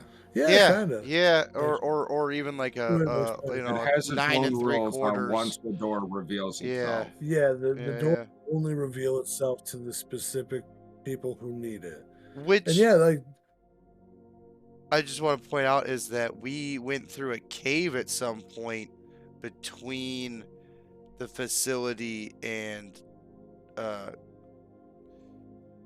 Sanctuary, and that you did kind of poke at it earlier, but that when we were in that cave, that's when Zook really started to butter up Santris and try to get his hands on those books. That was when it started becoming, yes, because that's true. that was also the other one of the other Oh. points of Celeste trying to make things work. But Celeste definitely started to get suspicious of Zook because Zook started to get a little bit too clingy to that book. You got really clingy to the book and really clingy to Santris. You were like really buddying up to Santris. I at was that trying to point, too. get that book. Which is hilarious because guess what? He got the book anyways. did. But we'll get to that. But yeah, so as you guys, of course, are done with this whole situation, you guys, make it to Sanctuary. You guys go through this interesting feeling that, like, for one, I think the best part of Sanctuary was your guys' dislike of Sanctuary. I think that falls under the pretense said before of Lumork's paranoia Yeah. already been bleeding on to everyone else for weeks and weeks Yeah. in game. And Of not trusting everything, dangers behind every corner kind of deal. Yeah. Well, He plays cool, calm, and whatnot, but it's like it took no time at all. Like, oh, Lumork's being quiet. Okay, he's probably expecting impending doom. Like, all right, we're good. He, like, we see him. He's not doing anything drastic, so like, we're good to just go. He's our watchdog. Oh God, Yeah, well, and like, yeah. the magical feeling behind it, forcing all of you to feel basically complacent and relaxed. Yeah, Was that worried would- Lumork. Like, Yeah. I'm contempt. Like, I should Yeah. never be contempt. It was Contempt. That was You the mean thing. content? Not Yeah, contempt. man. Content. Yeah, you felt so content. It was so funny, and that was the point. Was like you were there was that moment where you literally like looked at me and said, like DM, I feel content, and I'm like, yeah, that's exactly how you feel. Like that's how the world or the city is making you feel, and you're like, yeah, I'm not allowed to feel content. I'm too paranoid for that. He's like, Mork is even more paranoid of this city now. Like, why am I feeling content? And like, Which falls back onto other thoughts being in his head and whatnot. Lumork was worried about not being able to be himself, even though himself isn't much. Yeah. And I mean, I know Zook had his a lot of I guess what you would call is like reservations about this place too. Like, I mean, in fairness, it did allow me to actually make another connection from our previous campaign, as like the tiefling from before, the tiefling lord was a previous character. They got to meet a relative, the son of one of our previous characters, and he was able to show them a shrine to him, and actually gave you guys a lot of information that wasn't in the like history books. Gave you guys a lot of the information about the Grand War, the battle between Etheria and, Kragus as a whole, actually, versus the Arendon Empire, and basically bringing all of it to a halt.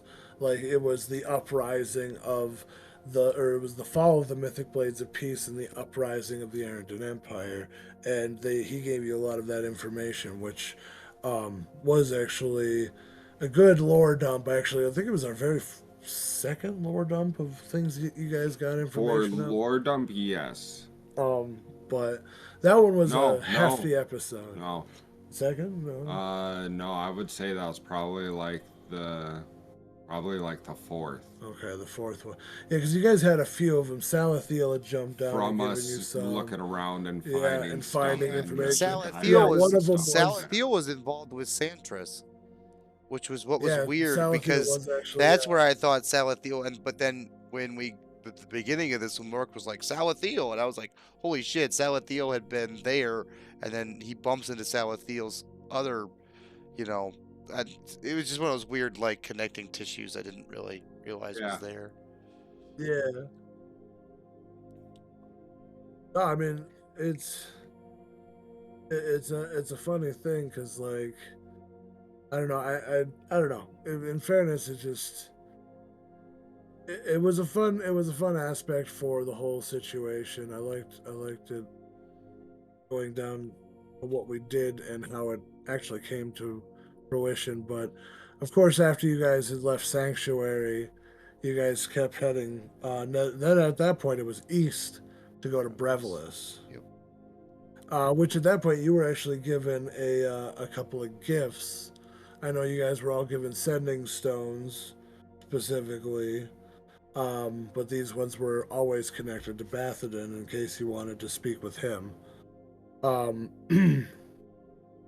But you were actually given an item that you have never used. No, I've used it. Have you? I don't remember you ever using it in this campaign. You talking about my bracelet? Yeah, no, I'm talking about the bracer that creates the bow. Yeah, I used it. You did? Yeah, I've used it literally only a handful of times. Yeah, a few times.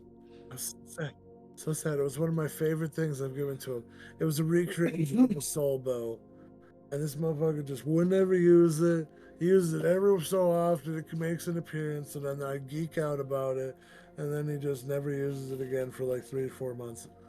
But I'm glad at least one person uses my weapon I gave him. Of course, in fairness, it was overly broken, but we'll also get into that.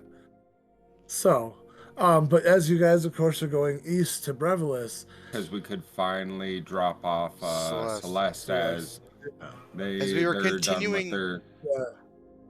They were done. They wanted to go see their father. Well, they ended up wanting to go see their father, and then the way we played it off, because that's when the player had left us at the time. We had been having so many audio issues from between Davenport and Brevilis that whole time to Sanctuary and around, and even like in Niflheim beforehand. Basically, we just had 2 players whose audios we couldn't get them matched. It was bad. Yeah, Shurikens. It was bad. Yeah, Shurikens and well, we could get Shuriken if it was us and just Shuriken for the session. We were good, but then if Celeste was there, it was not good. But then if it was just us and just Celeste, we could also get it eventually to a state where it was fine. But it was like when they were both present, it was almost like the fates didn't want things to work. It was super. It was such a dude. It was super weird.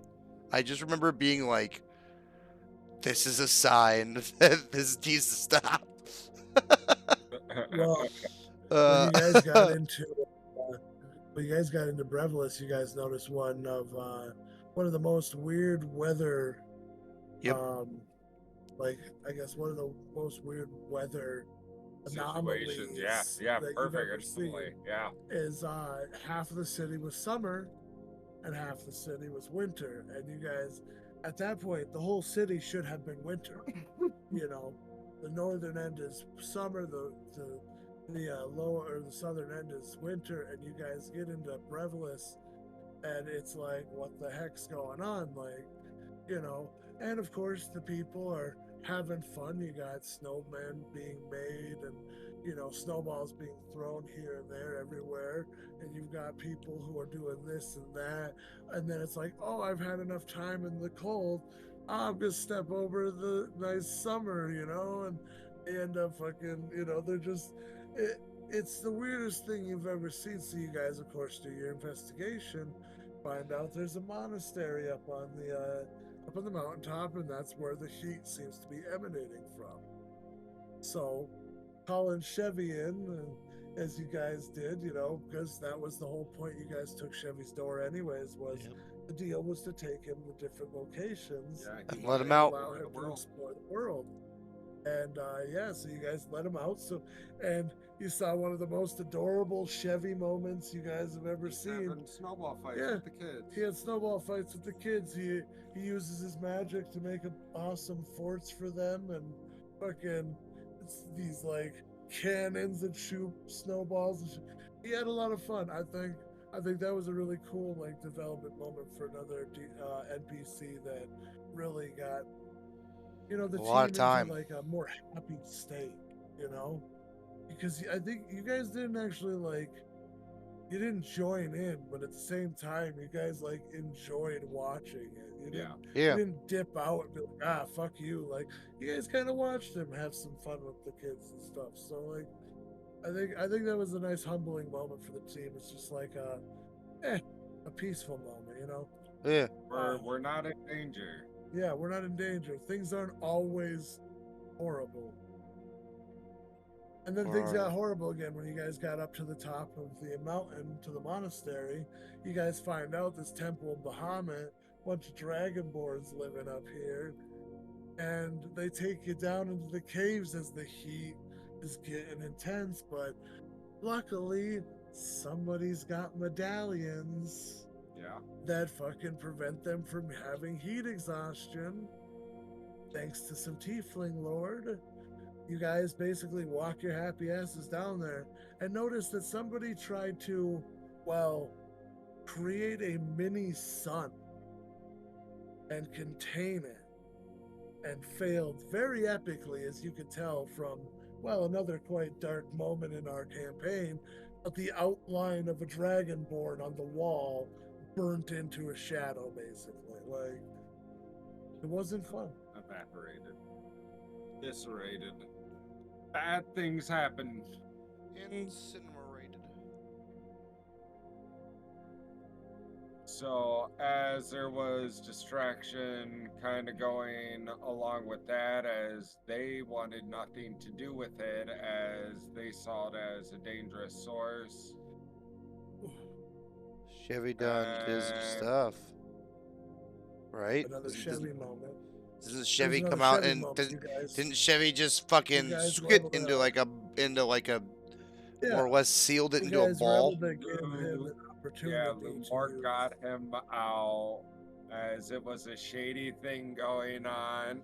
Because at this point, Lumork had already known and found out that he is a war criminal to like a high degree. Yes.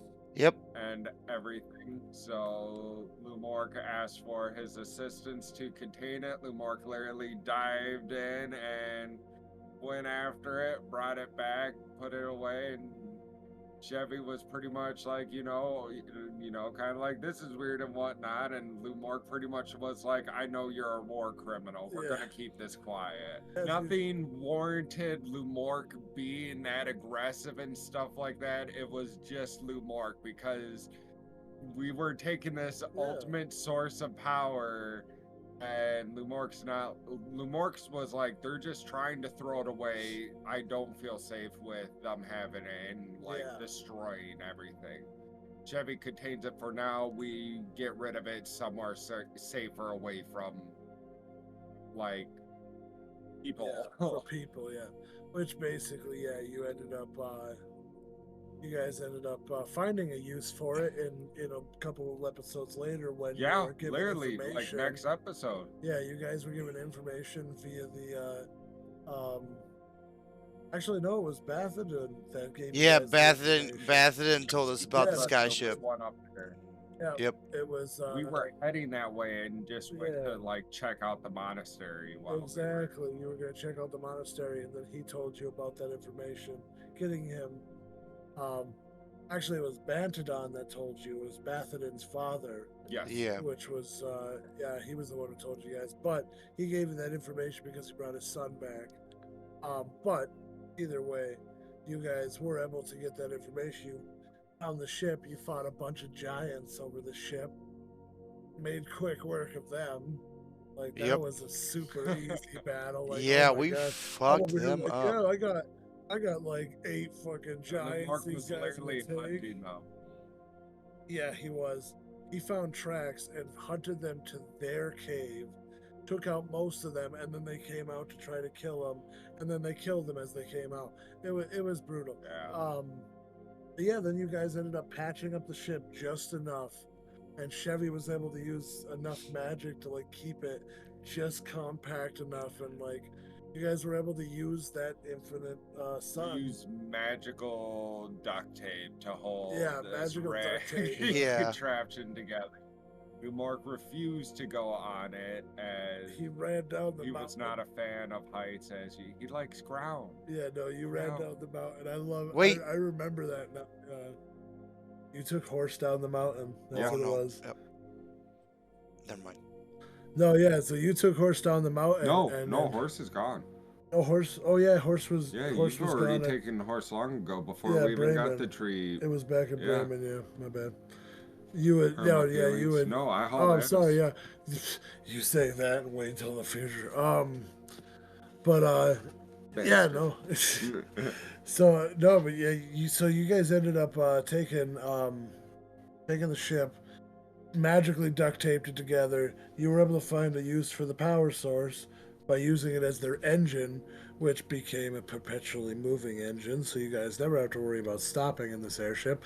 Another gift I gave my players. Here's an unlimited battery. Cool. We got a thing that can take this battery. Neat. Neat. That was kind of the cool thing, though, was like it got manufactured and whatnot and built to work for it. Yeah, it did. Yeah, we did, but like that was kind of the weird thing, though. Like I don't see it as a mistake because hindsight's 2020. You know, you could say this was a mistake or that was a mistake, but giving us an infinite battery for the ship, it just eliminated something that we didn't have to worry about, which makes the travel. It was like we got a dope ass skyship, we have an infinite battery, and it was fun. It was fun. It was fun. It was like all of a sudden we had this fucking giant skyship, and then it became a staple in the entire campaign for the next 13 levels. Yeah, that's true. No, I call it a mistake just because of the fact that it did take a bit of like the joys of you guys actually having to like stop at cities or towns. Yeah, but we did enough of that though. Like, I really like. No, I know that. I just don't like hearing you be like, "It was a mistake." It's like, no, it wasn't. You gave us a fucking skyship, and you're. Well, and along with getting this ship, it was like, all right, this is a super big ass ship. No, I didn't. And it's broken apart, and then came, hey, we got a free crew. Yes. Yep. You guys already had the crew to fill it, the ones you saved from the first facility. Yep. So that was fun. No, I think a lot of it's not. I guess mistake is the wrong word. I guess it's an inconvenience for me thinking, oh, I could have introduced you guys to so many other towns and cities. You had across already it, set up but- the airship. But yeah, Your situation is that you put an infinite battery in I front did. of us, and I'm the one who stole it. true. I stole I did throw it No into one the water. else did. I went, Chevy, we're doing this dark fucking thing. I know a dark secret of you. You shut your fucking mouth on this. Whoosh! And I he fucking dove retreat. in. Like, yeah. Yeah, Like that's that. true. You did. It's not your fault. I literally stole that power source That's true, that they you were did. planning on tossing And it away. became That and is it true, became yeah. a staple and a thing that like Yeah, and like it was a lot of fun. it's Never it's more regretted it's in that my look back life. of like, oh shit, I gave too much to my players too soon thing that like I understand where you're coming, but as a player also thinking about it all this time is like that skyship was fucking everything for No, us. yeah, I think Like a lot of it too. The cool it fact of became being your home. yeah, like it was our our little keep, that we Yeah, just traveled around and this whole idea of like the height of magic and stuff, like these skyships are not, this is not the only one, you found one that is No. broken, and like I don't know, it's just one of those things. I just want to make sure that you understand that I was like, nah man, that skyship, that was our jam, man. I was so I'm glad stoked. that you got And the And then we And took the it team's down. coming into a glory in the middle of the night. Everyone yeah. excited. Though one of the teammates, Shuriken, who's already Oh, been a little no. bit of a situation, causing more situation. And Zook being forever scarred. Forever you scarred. don't need to talk. No, we orc need to team. talk about it. This Yeah, we need to talk motherfucker. about This it. This no, is we're for gonna all talk about it. players out there, all you players out there. For fucking Do listen. not do this shit. It is So not funny. we are all funny, but it's not funny. descending this mountain in this raggedy, junky, barely holding together skyship back to You have Brevilis. blood And- falling off. And Shuriken takes off his loincloth and starts helicoptering right next to Zook's head. He is 3'6". Shuriken, like we did the math at the time, and it was like perfect height for him to just be in like whoop, whoop, whoop. And I don't remember if we rolled That about dick it, was, like, but ripping in it front of your hit face. it hit Zook. I think we did do some dumbass like D20 roll. No, I we did. s- It was yeah, it was a there whole was a thing. roll, yeah. It was a He whole rolled thing. D12 to roll the size Yeah. as like the joke, Yeah. and then we rolled a D100 to see if it hit you in the face, And it and did. hit you in the face. Yeah. Yeah, no. And, So forever scarring Zook. This is, by the way, I allowed this to happen, and as a DM, this is not a general thing that happens a lot, but we allowed it to happen because at the time it seemed to be semi-hilarious, but at the time we were annoyed because he had already been doing a bunch of bullshit to make it harder on all of us. But we're neither here nor there. He's already been acting inappropriate and Yeah. setting the team at another mark on the tally. Yeah, and now he's doing this. Sure, granted, there's an overall table thing that we were going through some stuff, but in game, in character, between getting us kicked out of his city for throwing a head, and now here he is helicoptering his dick as everybody in the city that Celeste lives in is just watching Yep. it, and it Well- also hit me in the fucking face. And there was also other situations with like every settlement that we went Yeah. into with him upsetting Yeah, he upsetting upset someone Murder. in some way. Yeah. Murder. Anyway. So we could go Tally into a Mark's full adding thing. on, Yeah, it's just well, the ship needs to be worked on, and well, while we're waiting, we can try to get some work done. so you guys. so we ended up travel picking up the out. mission. Yeah, To Lima, You guys right? And We head to Lima? you guys took a mission that you had noticed on the board in Brevilis when you Yep. guys had visited the town center, and you noticed that that specific mission was escorting a duke of the Empire all the way to Etheria. which you guys figured, cool, you're going to be able to employ people of Brevilis. They're going to be able to fix the ship just well enough that it can fly all the way to Etheria. By the time you guys go to Lima and back, it should be at least patched up and then could be fixed properly in Etheria. And so you guys, of course, take on the mission.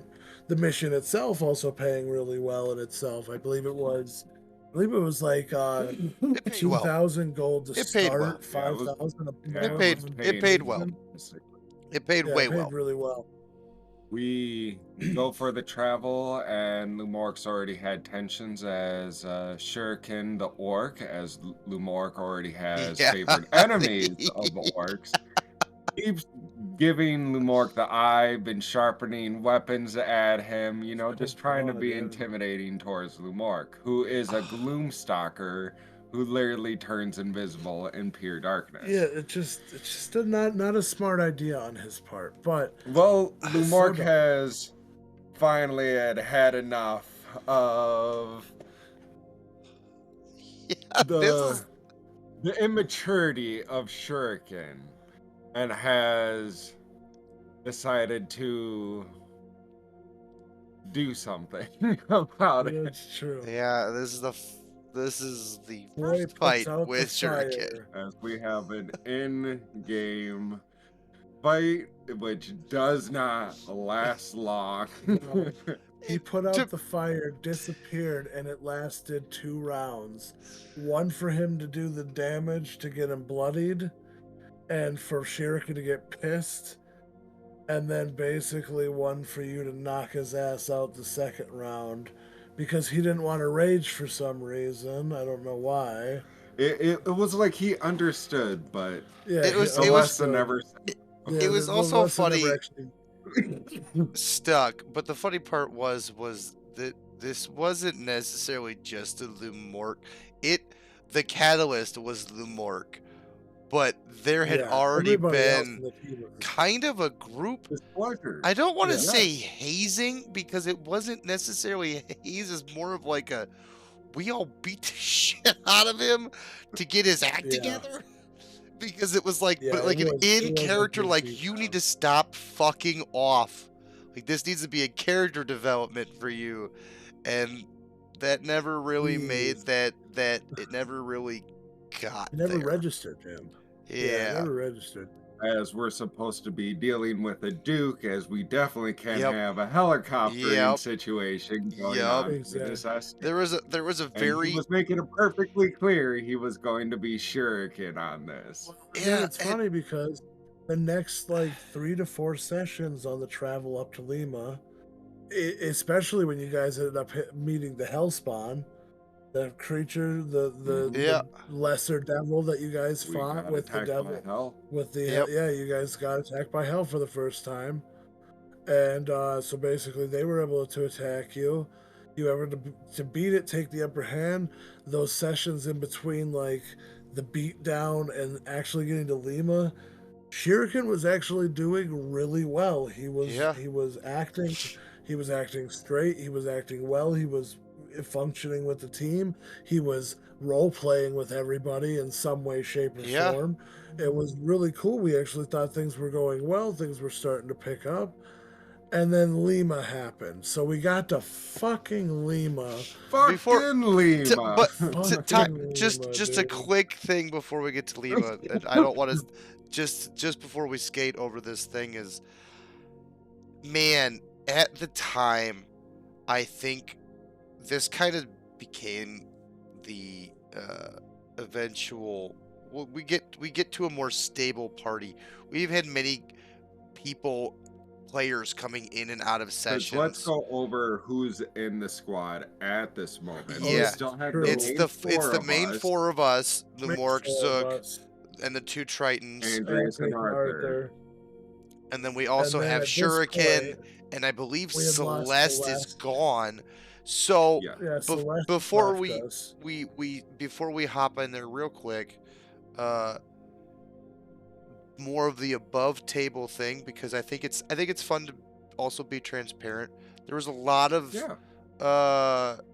situation going on at the table of player like disgruntledness between a few of us, and not saying that anybody personally did anything super crazy, but some of us got out of hand.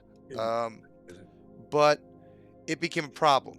And so there was a lot of discourse going on. So when I think we were actually having really good moments of character development with Shuriken and the player playing him, but because of everything else that had happened, it was just I I don't know.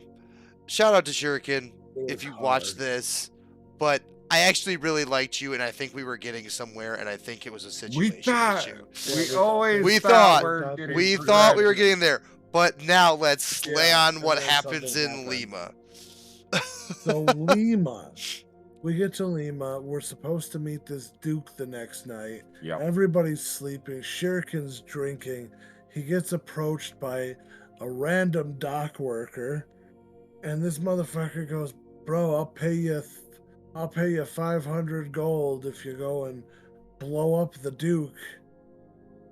And he accepts the mission.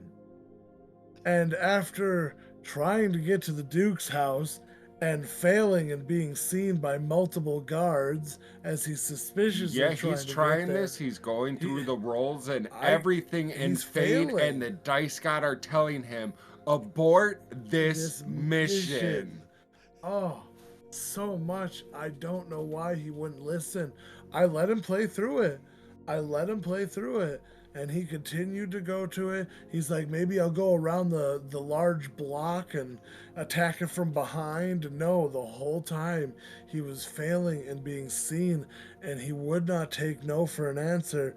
And then finally, it hit him. He was like, you know what? Fuck it. Let's go. Let's go. That's when he had decided that he wanted Lumork's help. Yeah. But he wanted to do it in a clever way. So he had gotten Lumork to tell him about a bomb threat against the Duke's life, because he then realized Lumork was not his best choice to choose to try to take out this job. Yep. He tried coattailing. Well, informing Lumork literally went to the manor to inform their guards, to inform, like, hey, there's a bomb threat. Yeah. Like, this is a bomb threat for you guys. Like, I've heard it from word that you need to keep an eye on the Duke. And then Lumork goes back to the inn to go back to resting, because literally he did all he could do. It's somewhere along the way. Shuriken tries even more to try and succeed. And this is then the fun part. Yeah. Where Shuriken decides to leave the town, thinking, hey, you know what? Fuck it. I'm going to take the bomb outside of the town. I'm going to do something good. And then he goes and proceeds to set it off in the fucking field, only a few hundred yards from town, setting off an explosion of that sort, which, by the way, he found out was very big. It was a big bomb. It was a big bomb. Yeah, it was meant to literally It had a short fuse, too. He found out that this going and being lit up was not meant to... Basically... Yeah, that guy had never intended to pay him 500 gold, because Shuriken was going to die in this blast. Fucking because he was an orc. Exactly, yeah. Lima, at the time as well, was very against orcs. Very against orcs. If you were an orc, they did not like you. So like that was the biggest thing. So he was already a target. Yeah, they already took it as a target. Kill two birds. Which at this point, all of us were like, "Oh damn, you weren't supposed to live, dog." Like, yeah, every single person. He literally realized at that point that he was being used by this NPC, and that he fucked up. Yeah, and then he fucked up because it literally knocked him down to one fucking health, and because it knocked him to one health, level 8 or so. Yeah, he had to use his relentless endurance. Yeah, we were like level 8, 9, I believe at the time. Yeah. But the bomb basically set off, and it hit him as he was getting towards the end. He did have to use his relentless endurance to live through it, and that's when Lumork found I him. heard the explosion. I knew there was supposed to be a bomb. death threat Yep. on our escort Okay, mission. escort Yep. mission. So Lumork went into action to go search for the situation, investigating the area, coming across orc tracks Yep. as Lumork's favored enemy, and was able to follow the tracks to find a very injured Shuriken, where I know Shuriken as the player. I'm highly sure he thought Lumork was going to take him out in the middle of the woods and never be found again. Little tidbit is he did it once he left and everything. After a bit, he did come to me for some DM advice for some people he was for himself, and he and I did end up getting to talking about that, and he did actually think you were going to kill him on that spot because That's only funny. a few weeks earlier, like I said, the beat whole him time to a from pulp. when we first got him, he was already constantly like trying to size up Lumork. So Lumork finally had enough after weeks and weeks of travel. Well, Lumork was able to heal him up, just enough to get him walking normally. Was able to sneak him back into fucking the I city. literally snuck him back through the walls, got him over. And we was able literally to get him used down. rope trick and climbed up the rope to get over without using the actual rope trick. And so it was really funny because once you guys got back in, you were able to get back to the tavern, get to sleep, and of course, he was able to rest up and heal. But that's of course led to you guys meeting the Duke, and where the Duke he's still son of a bitch. you would think that being half blown to shit. And even believing that his character was going to die. Yep, believing his character was going to die. Believing his character was going to be shot in the face or snuffed out by this half-orc standing above him with a helmet on. But brought so much sass to that Duke.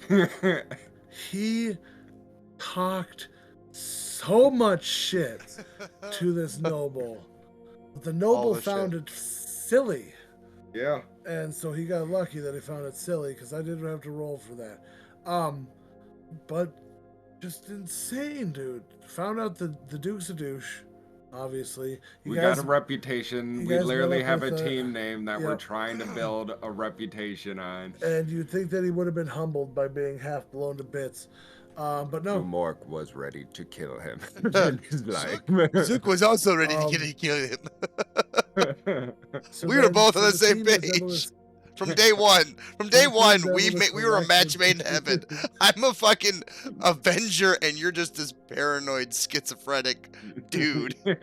Like, we're just a match made in heaven. We were just like, oh, we're best friends now. Is that cool? Oh, we're both really fast and sneaky? Awesome. Let's do this. You guys are like the ultimate fucking sneaky duo. Yeah, so you guys are able to get get the Duke all set up and ready to go, get his cart ready to go. All of this down to an aspect. You met one of the other NPCs. Another gunslinger. Yep. She was the as Duke. Well. She was the Duke's fucking right hand. Yep.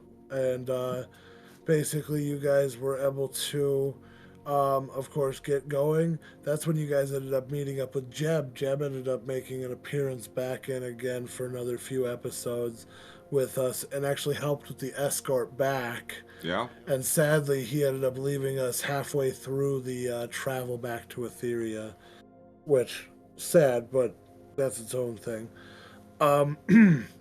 But as you guys, of course, made the trip back to Brevilis with the Duke, you guys met with this interesting encounter between you and the gunslinger, which you guys, of course, had that nice little basically pissing contest where Zook and the gunslinger went back and forth trying to show off whose gun was bigger.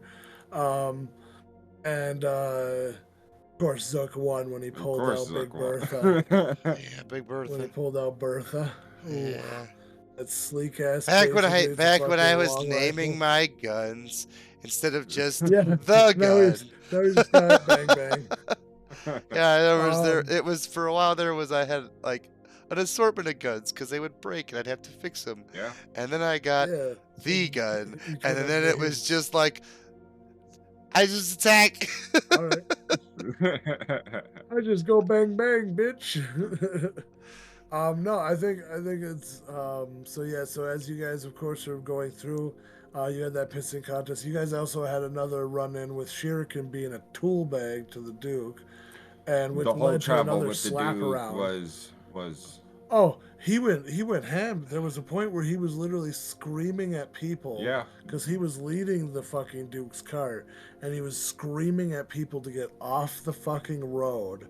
The Duke was more important than them, and they needed to Literally get the trying to fuck be to an the side. announcer for the Yeah, Duke. basically Yeah. started being the A little smear announcer. campaign while But also under. trying to like work for him, but also point out how big of a piece of shit he was.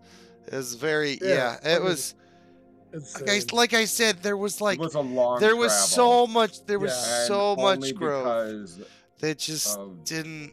Oh. Well, when you guys got to Brevlis and everything, and got back to Brevlis, you noticed that the Hell's Burden was fixed enough to get the flight to Etheria, and that led to the one-on-one between Shuriken and Zook, where Zook, like literally, we just had you make him look silly. We had literally the team's beating him, Lumorg's beating him by himself. And now Zook soloed Shuriken. This gentleman is the barbarian, by the way, your supposed tank, and he has been bested by not only the squad together, but two of its solo members, where you basically embarrassed him in a one-on-one battle With a just sword. outside the ship. I did Yeah, not use with my his guns. sword. I with my sword. Yeah. But there is a little He bit. rolled really shitty. There was sadly. you know, we as far mentioned as that dice rolls and after everything. Yeah. after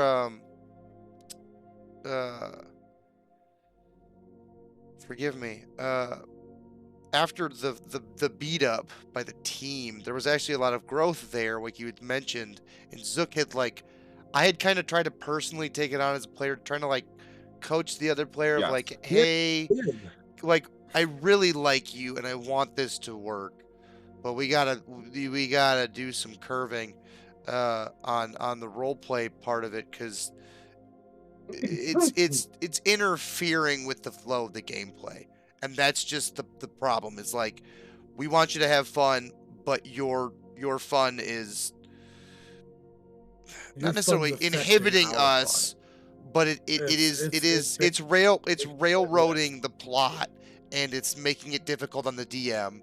And we had all had talks with the player at that time, but yeah, it was kind of the last, like, that was when Shuriken left, was after I whooped his ass. Yeah, I had a basically, one-on-one you duel lost against the battles. barbarian who had Yeah, at least 1.5 times my hit points, and he also he did rage. rage too. He did He did. rage in your He in did your rage. battle. He just rolled like complete Rolled like garbage. junk. And as Yeah, as dude, it was some Keith weird said, dice like, fate shit, man. It was some weird yeah, thematic dice theme, like, we're all swirled up in this drama that had been going on for like yeah. a year. Oh, for months. And- Put it in a show. Fantastic, right? No, yeah, dude. Oh, yeah, my God, oh yeah, ridiculous. It would be a great freaking. this was all like, scripted. It was all reality scripted from show. day one. Yeah.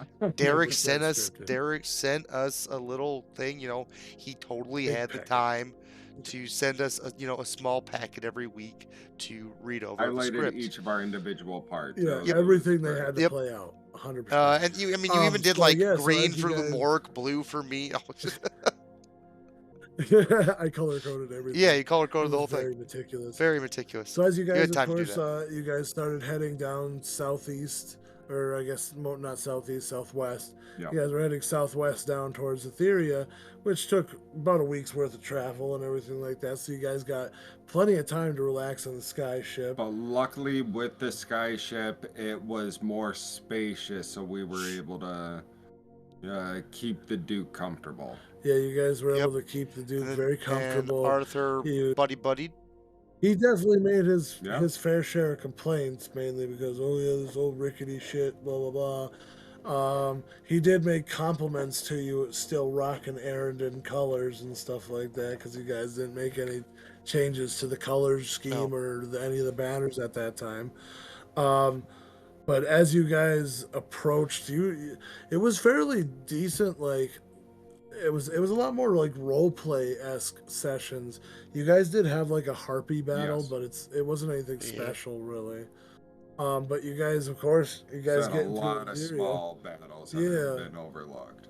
Oh yeah, But a assumptions can lot be of made. battles. Yeah, trust me, there's a lot of battles that have happened in between here and there, but we can't talk about them all, man. I mean, we're already Hey, on Yeah. 2 hours Yeah. plus, and we've only Two and a basically half. given Two the and a half, surface. and we've 2.5, covered yeah, the first year and a half of the campaign. year and a Maybe, half to 2 years, maybe, yeah.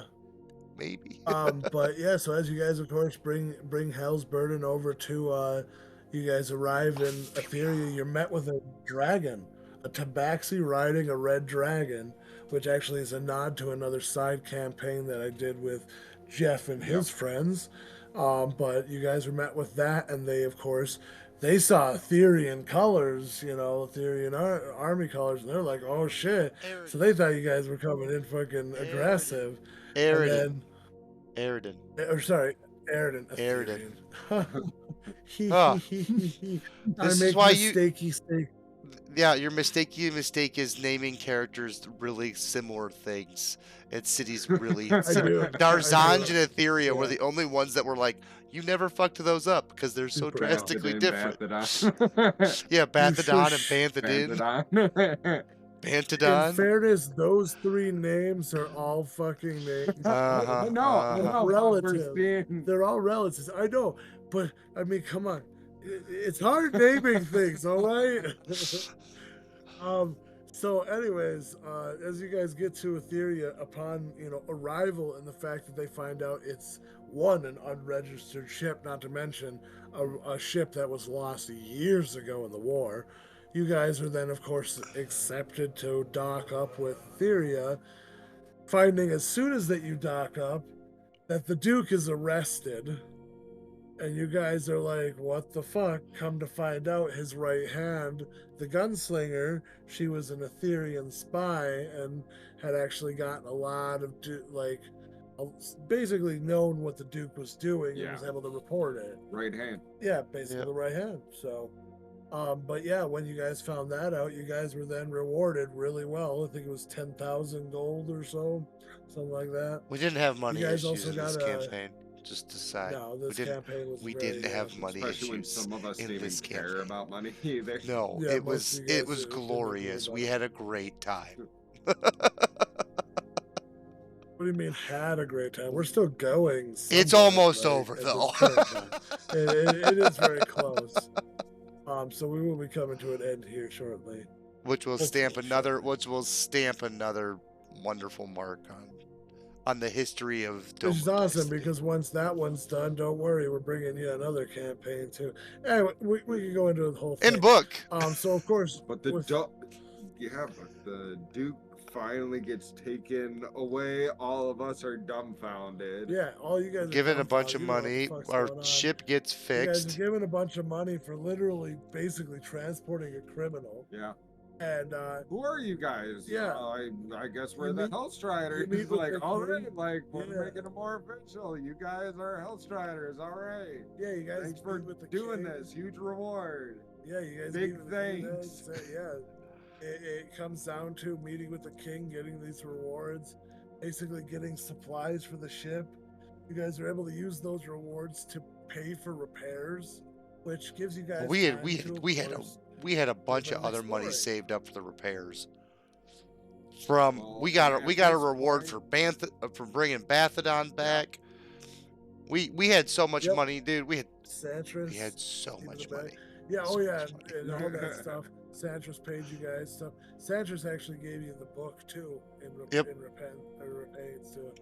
So while we were here, Lumork had worked on reaching one of his old teachers Yep. to get some more lure information about And we all traveled maps and such, and south. But you also wanted to get about Brenda out. yep. The city lost Oh, time. fuck. Yeah. But as you guys were doing that, once you did a bunch of your history and got another massive lore dump, you guys were able to then, of course, do. Well, after that, Lumork then also felt obligated to go talk with his uncle being so close, as well as being a gloomstalker of Darzanj. He also felt an obligation to report back to his state as well. Yes. So Lumork had However, convinced the team. That didn't happen until after the slave ship attack. You guys, they had to take time to gather the materials to repair and the fix, ship. or to upgrade your ship. Yeah. So you Oh, guys went off to take on the slave ship. They were actually transporting a bunch of kidnapped people over to the Arendon Empire to be sold off into slavery. The Petra's note. You guys went And we up, also that was also where the south, masks south, were. northwest. That was also That's the where, masks. yes, The manifesto because- had all the information on the masks, on the slave ship that we were Manifesto, missing, and that were the ones that Well, they we got away didn't with. know that it was a slave ship. We just knew that it The was a ship masks that were was holding there. onto the- Right, Yeah. the masks. With the Yeah, one so you were able mask to or get a two. couple of those. the one. It was the the one one that you that they guys had took. lost, yeah. Yeah. Wasn't the one Yeah, that got so you guys were stolen able to by get that. Deuce? Did we mention that Deuce No, was the one who stole Yeah, that was the first the one? one that was stolen by the Deuce look-like. Yeah. It wasn't Deuce per se. It was somebody who dressed as him, which. But yeah, because he had disappeared. So sorry, I just didn't feel like we mentioned that Yeah. that it was a lookalike Oh, of no him. worries. I don't think we did. So that's We this Right mask. in there, Lumork almost Yeah, died. As running down, as chaos was busting throughout the part, Zook's meeting an old mentor. Yeah, Rethrin being the captain of the ship, your old mentor. Yeah, who fuck literally Rethrin. taught you and Orn. Yeah, and that was a whole thing, and I fucking persuaded the shit out of him. And I said, Yeah, fuck you this persuaded. shit. He literally joined your side.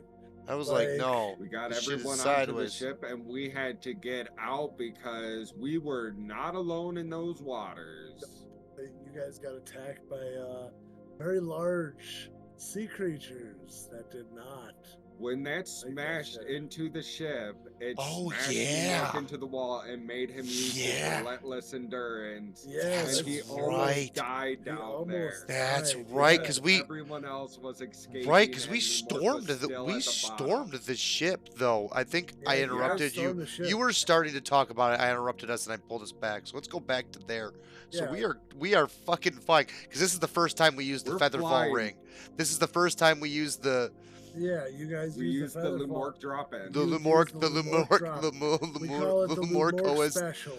the Lumork OSD drop the orbital shock trooper Yeah, drop. there you go. Lumork OSD, OSD drop, there you go. yeah. And everyone knew I was there. Yeah, Yeah, that he shit fucking was I showed up in a that shit. twisted mask. Oh and- man, the amount of Yeah. times that everybody will get to That was the see. start of the mask, the demon mask, and the If- regular one.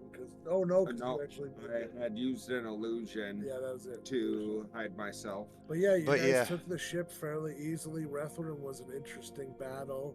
I literally opened Um, you guys on the front deck and I booked it down. Yeah. And then that's Then where we Arthur get this came is dropping in Yep. himself like Yep. a fucking cannonball. Yep. He And came it goes in through like the a thing. wrecking ball. And this is where we meet Ronick. And then we had Yep, two Ronick other and the folks two who- that were trying said- to we were trying to add new members because we had lost everybody and we had wanted more people, who but tried that to didn't. recover. We tried to recover, but that ended up not panning out. Ronick stuck with us for a bit, but everybody else didn't really pan out. But we were at least able to save everyone. Yeah, we Yeah, saved were able everybody to off the save ship Everyone. and got You them were and able got to get the Rethrin. mask, and you were able to get the mask and a few other items as well. Yep. You were able to save Rethrin and bring him back to the ship. And yeah, once you guys were finished with that, you noticed that their ships didn't really make it too much further because the creatures in the Sea water creatures took took it, over and just wrecked that. But you guys were able to get out of there and head back to Etheria, which of course it led to exactly that. You guys got back, and the ship was then, once you docked, the ship was given or the go ahead to be upgraded and given the Hell's Burden logo and everything like that, That's which what they that. told you would take multiple days. Which They told us set out in weeks your, and whatnot, which really gave us Which a is- yeah, time. gave you guys time to do shit. It Which was is when we went to Darzanj. Then after that, that's when Yeah. we headed up That over was when over yeah, the mountain because we didn't take the You went path. over We the went over the mountain. mountain. Yeah. Okay. Yeah. And No. came I think across the I think I'm. monastery that was there. Yeah, but I think I'm realizing why I'm so defensive about that ship, Derek. Cause yeah. yeah, that's kind of my baby. That was because Jay had taken, Well, yeah, it had control its of the own bag of personal hold. forge. Yeah, I had everything. It had everything, right? I designed it for everybody, but I designed it mostly for me.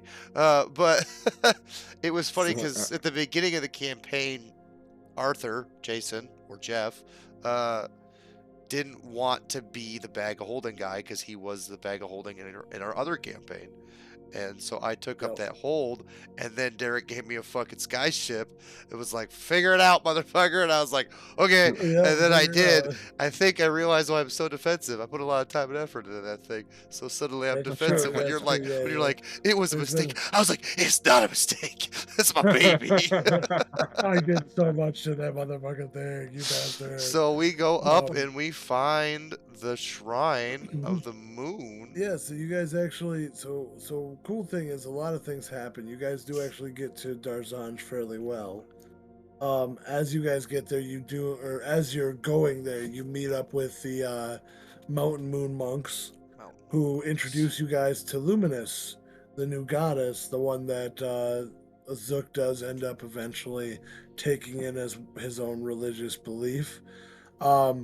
You guys were then warned about a necromancer up here, but you were able to get down to Darzanj and see your uncle and spend time with Michelle, your friend at the time, and you were able to also report into Darzanj. You guys only spent about a day there and then you left. It Because you had seriously no- was just that Yeah, it main was like part that, of I'm literally, just like- reporting back. Yeah, Yeah, we were there in like the afternoon, and yeah, we were gone you were in gone the morning.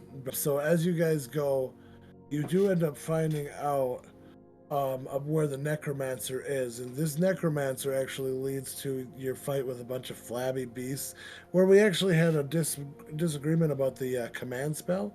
You were not allowed to command things to cause personal harm to Yeah. itself, in which I allowed Ronick to command it to walk off the edge. But either way, you guys were able to make some quick work of some very nasty smelling creatures. These flab beasts were just nasty. But you guys did end up meeting up with a necromancer, and it was an interesting fight because it led to Lumork becoming an extremely old man Yep. due to a spell cast from your second encounter of one of the Hell books. Zook's favorite thing to play with at this point, as he started really dabbling in that first one, he gained an interest in the second one. And even yelled, I believe it wasn't really like yelled at, but in character, yelled at Lumork to give it to him and it wasn't like a quote from fucking Lord of the Rings where it's my preciouses, but it definitely had feelings of that exact like mentality. Yeah, it did. Yeah, for sure. For sure did. I needs it. It's mine's. I'm trying to get them all together so I can destroy them and definitely not use them to my advantage. Well, and you guys were able to kill the necromancer. It wasn't a hard battle. No, yeah, I'm as per starting to put it most of my together. fucking boss battles.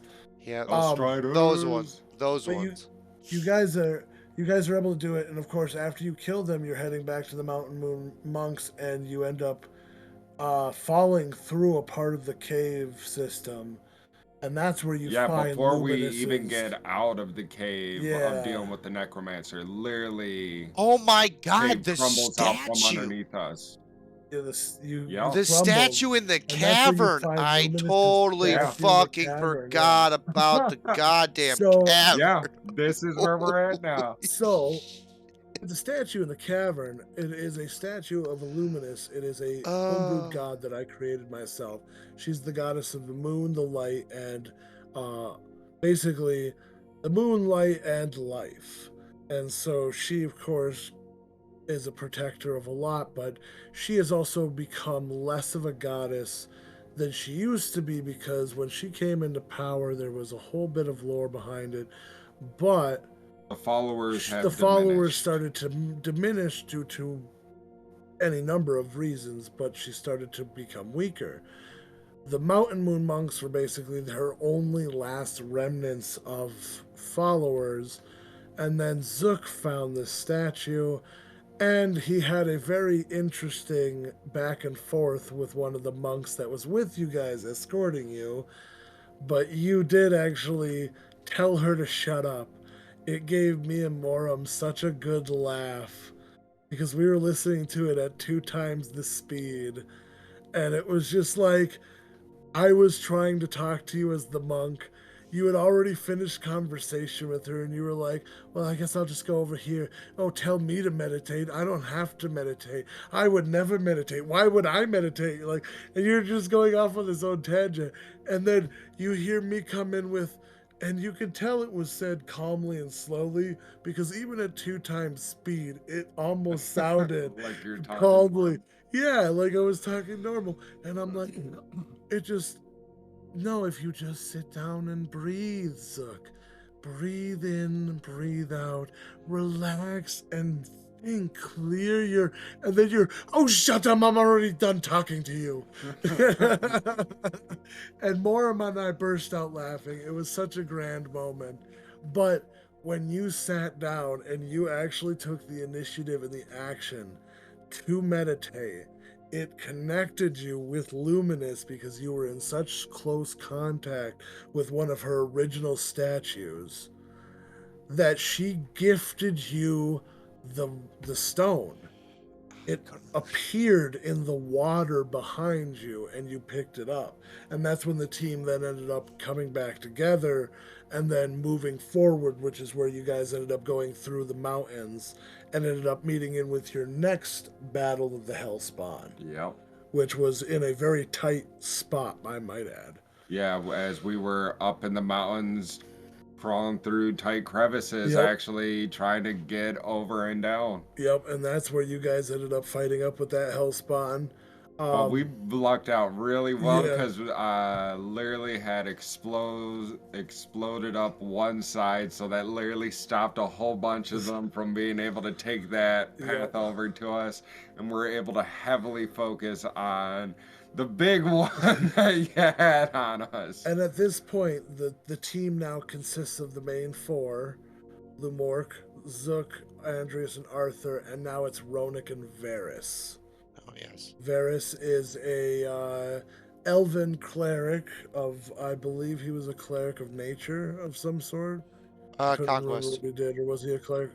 Oh, cleric of conquest. Okay. War. He was a cleric of conquest. He was a lot of Yeah, he was a lot of it was fun war to have castle, around. yeah. Yeah, he was a lot of fun to have around. His poking fun at my brother for being royal, but not for me being royal, was a cool back and forth, and it made for a lot of funny moments.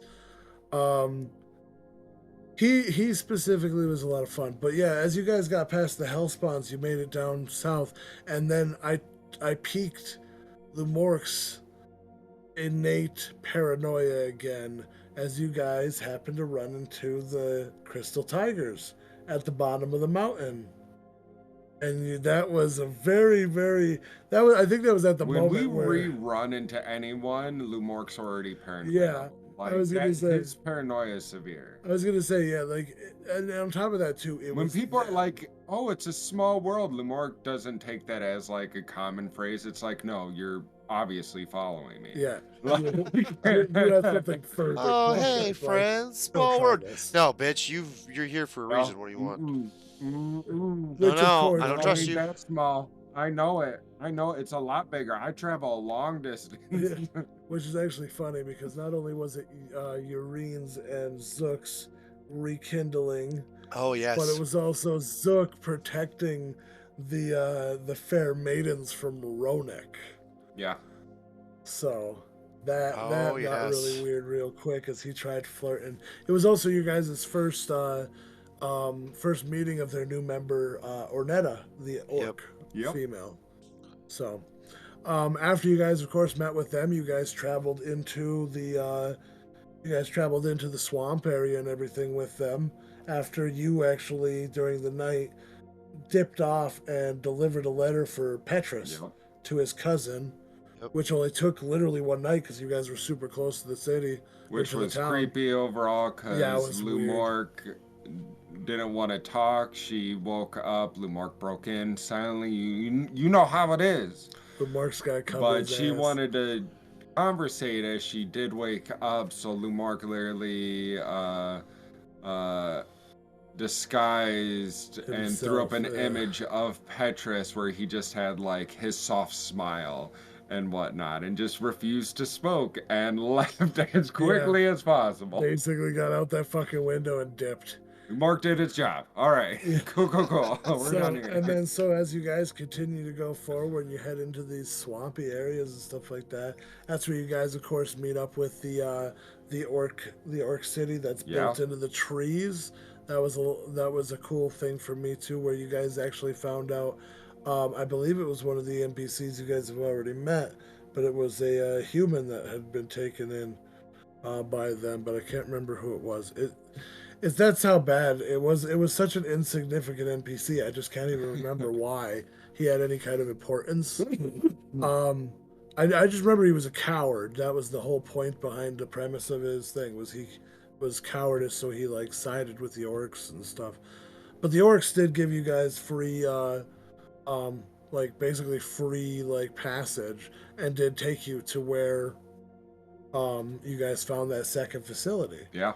And then, of course, that second facility. Deal with whatever was going on down here. And Yeah.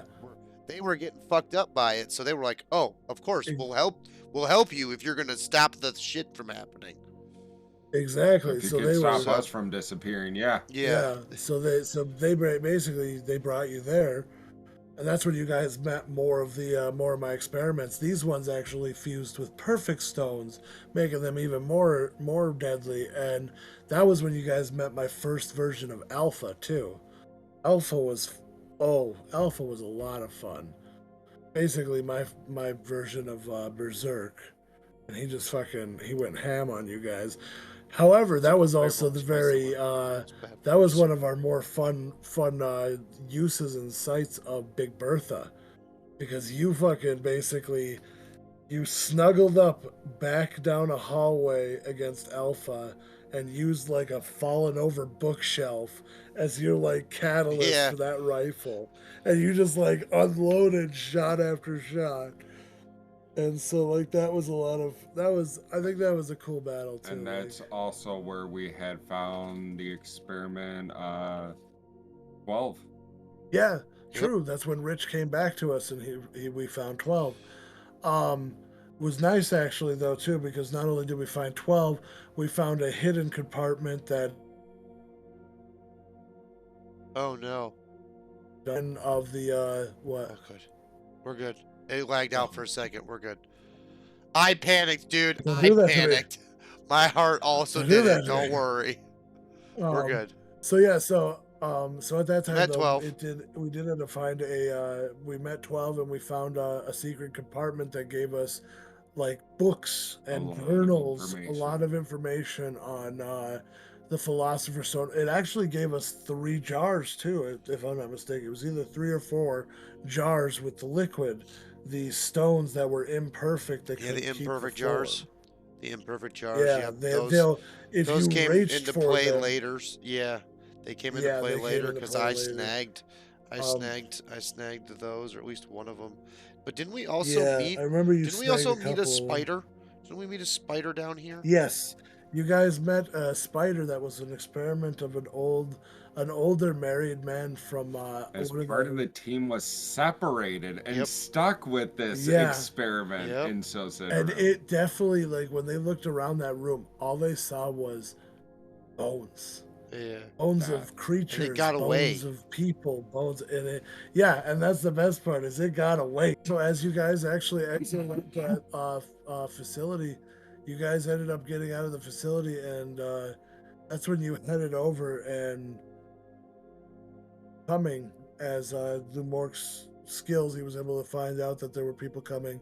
You guys then used the chime to get back to Etheria, and I believe that's actually where the campaign will start up. So, I believe that's actually all of the recap that we can do as of right now. But we While appreciate going practically bare bones. Yeah, basically bare bones. Like, Bare Unscripted. bones. unscripted.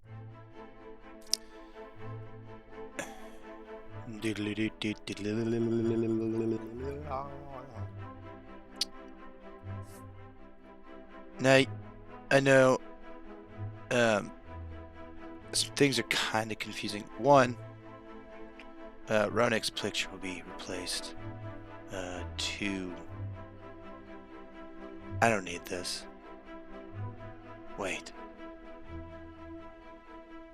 Outro? We need an outro. Gotta come up with an outro. Thank you, gentle folk, for watching. Subscribe, follow, do the things. It is time. We shall unite under one banner.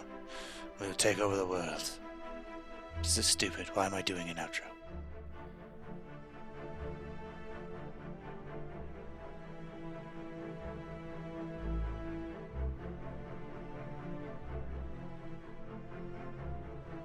I told Derek how to record an outro. I don't have any idea what outro I'm gonna do.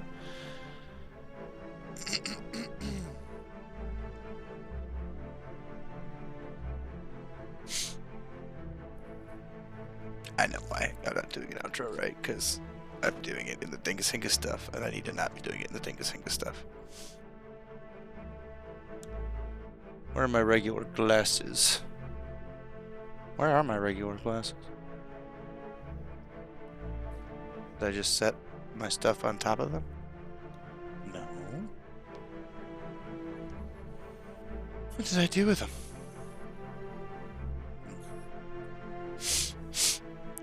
Still recording. Anyway. Thank you guys so much for watching this little long garble goose of information. Hopefully it was as followable as it could be. We get kind of lost in our own stuff when we talk about it. We all remember different stuff. We all, sure there are the recordings, but when you're basing things off of memories, it's a little hard to do. Which is why we made this. The recordings that we are sharing are once we got all of our audios and a lot of situations and a lot of stuff. It's tough. It's tough sometimes. That being said, once again, why do I keep doing that? It's atrocious. No one wants to hear you sniffle your nose like a lunatic. Bro. Thank you for watching. It's been a pleasure. We hope you enjoy the coming tale of the Masks of Destinies, airing every Friday, I believe. They've already started because this video is late because I'm a bad editor. And these outros are atrocious.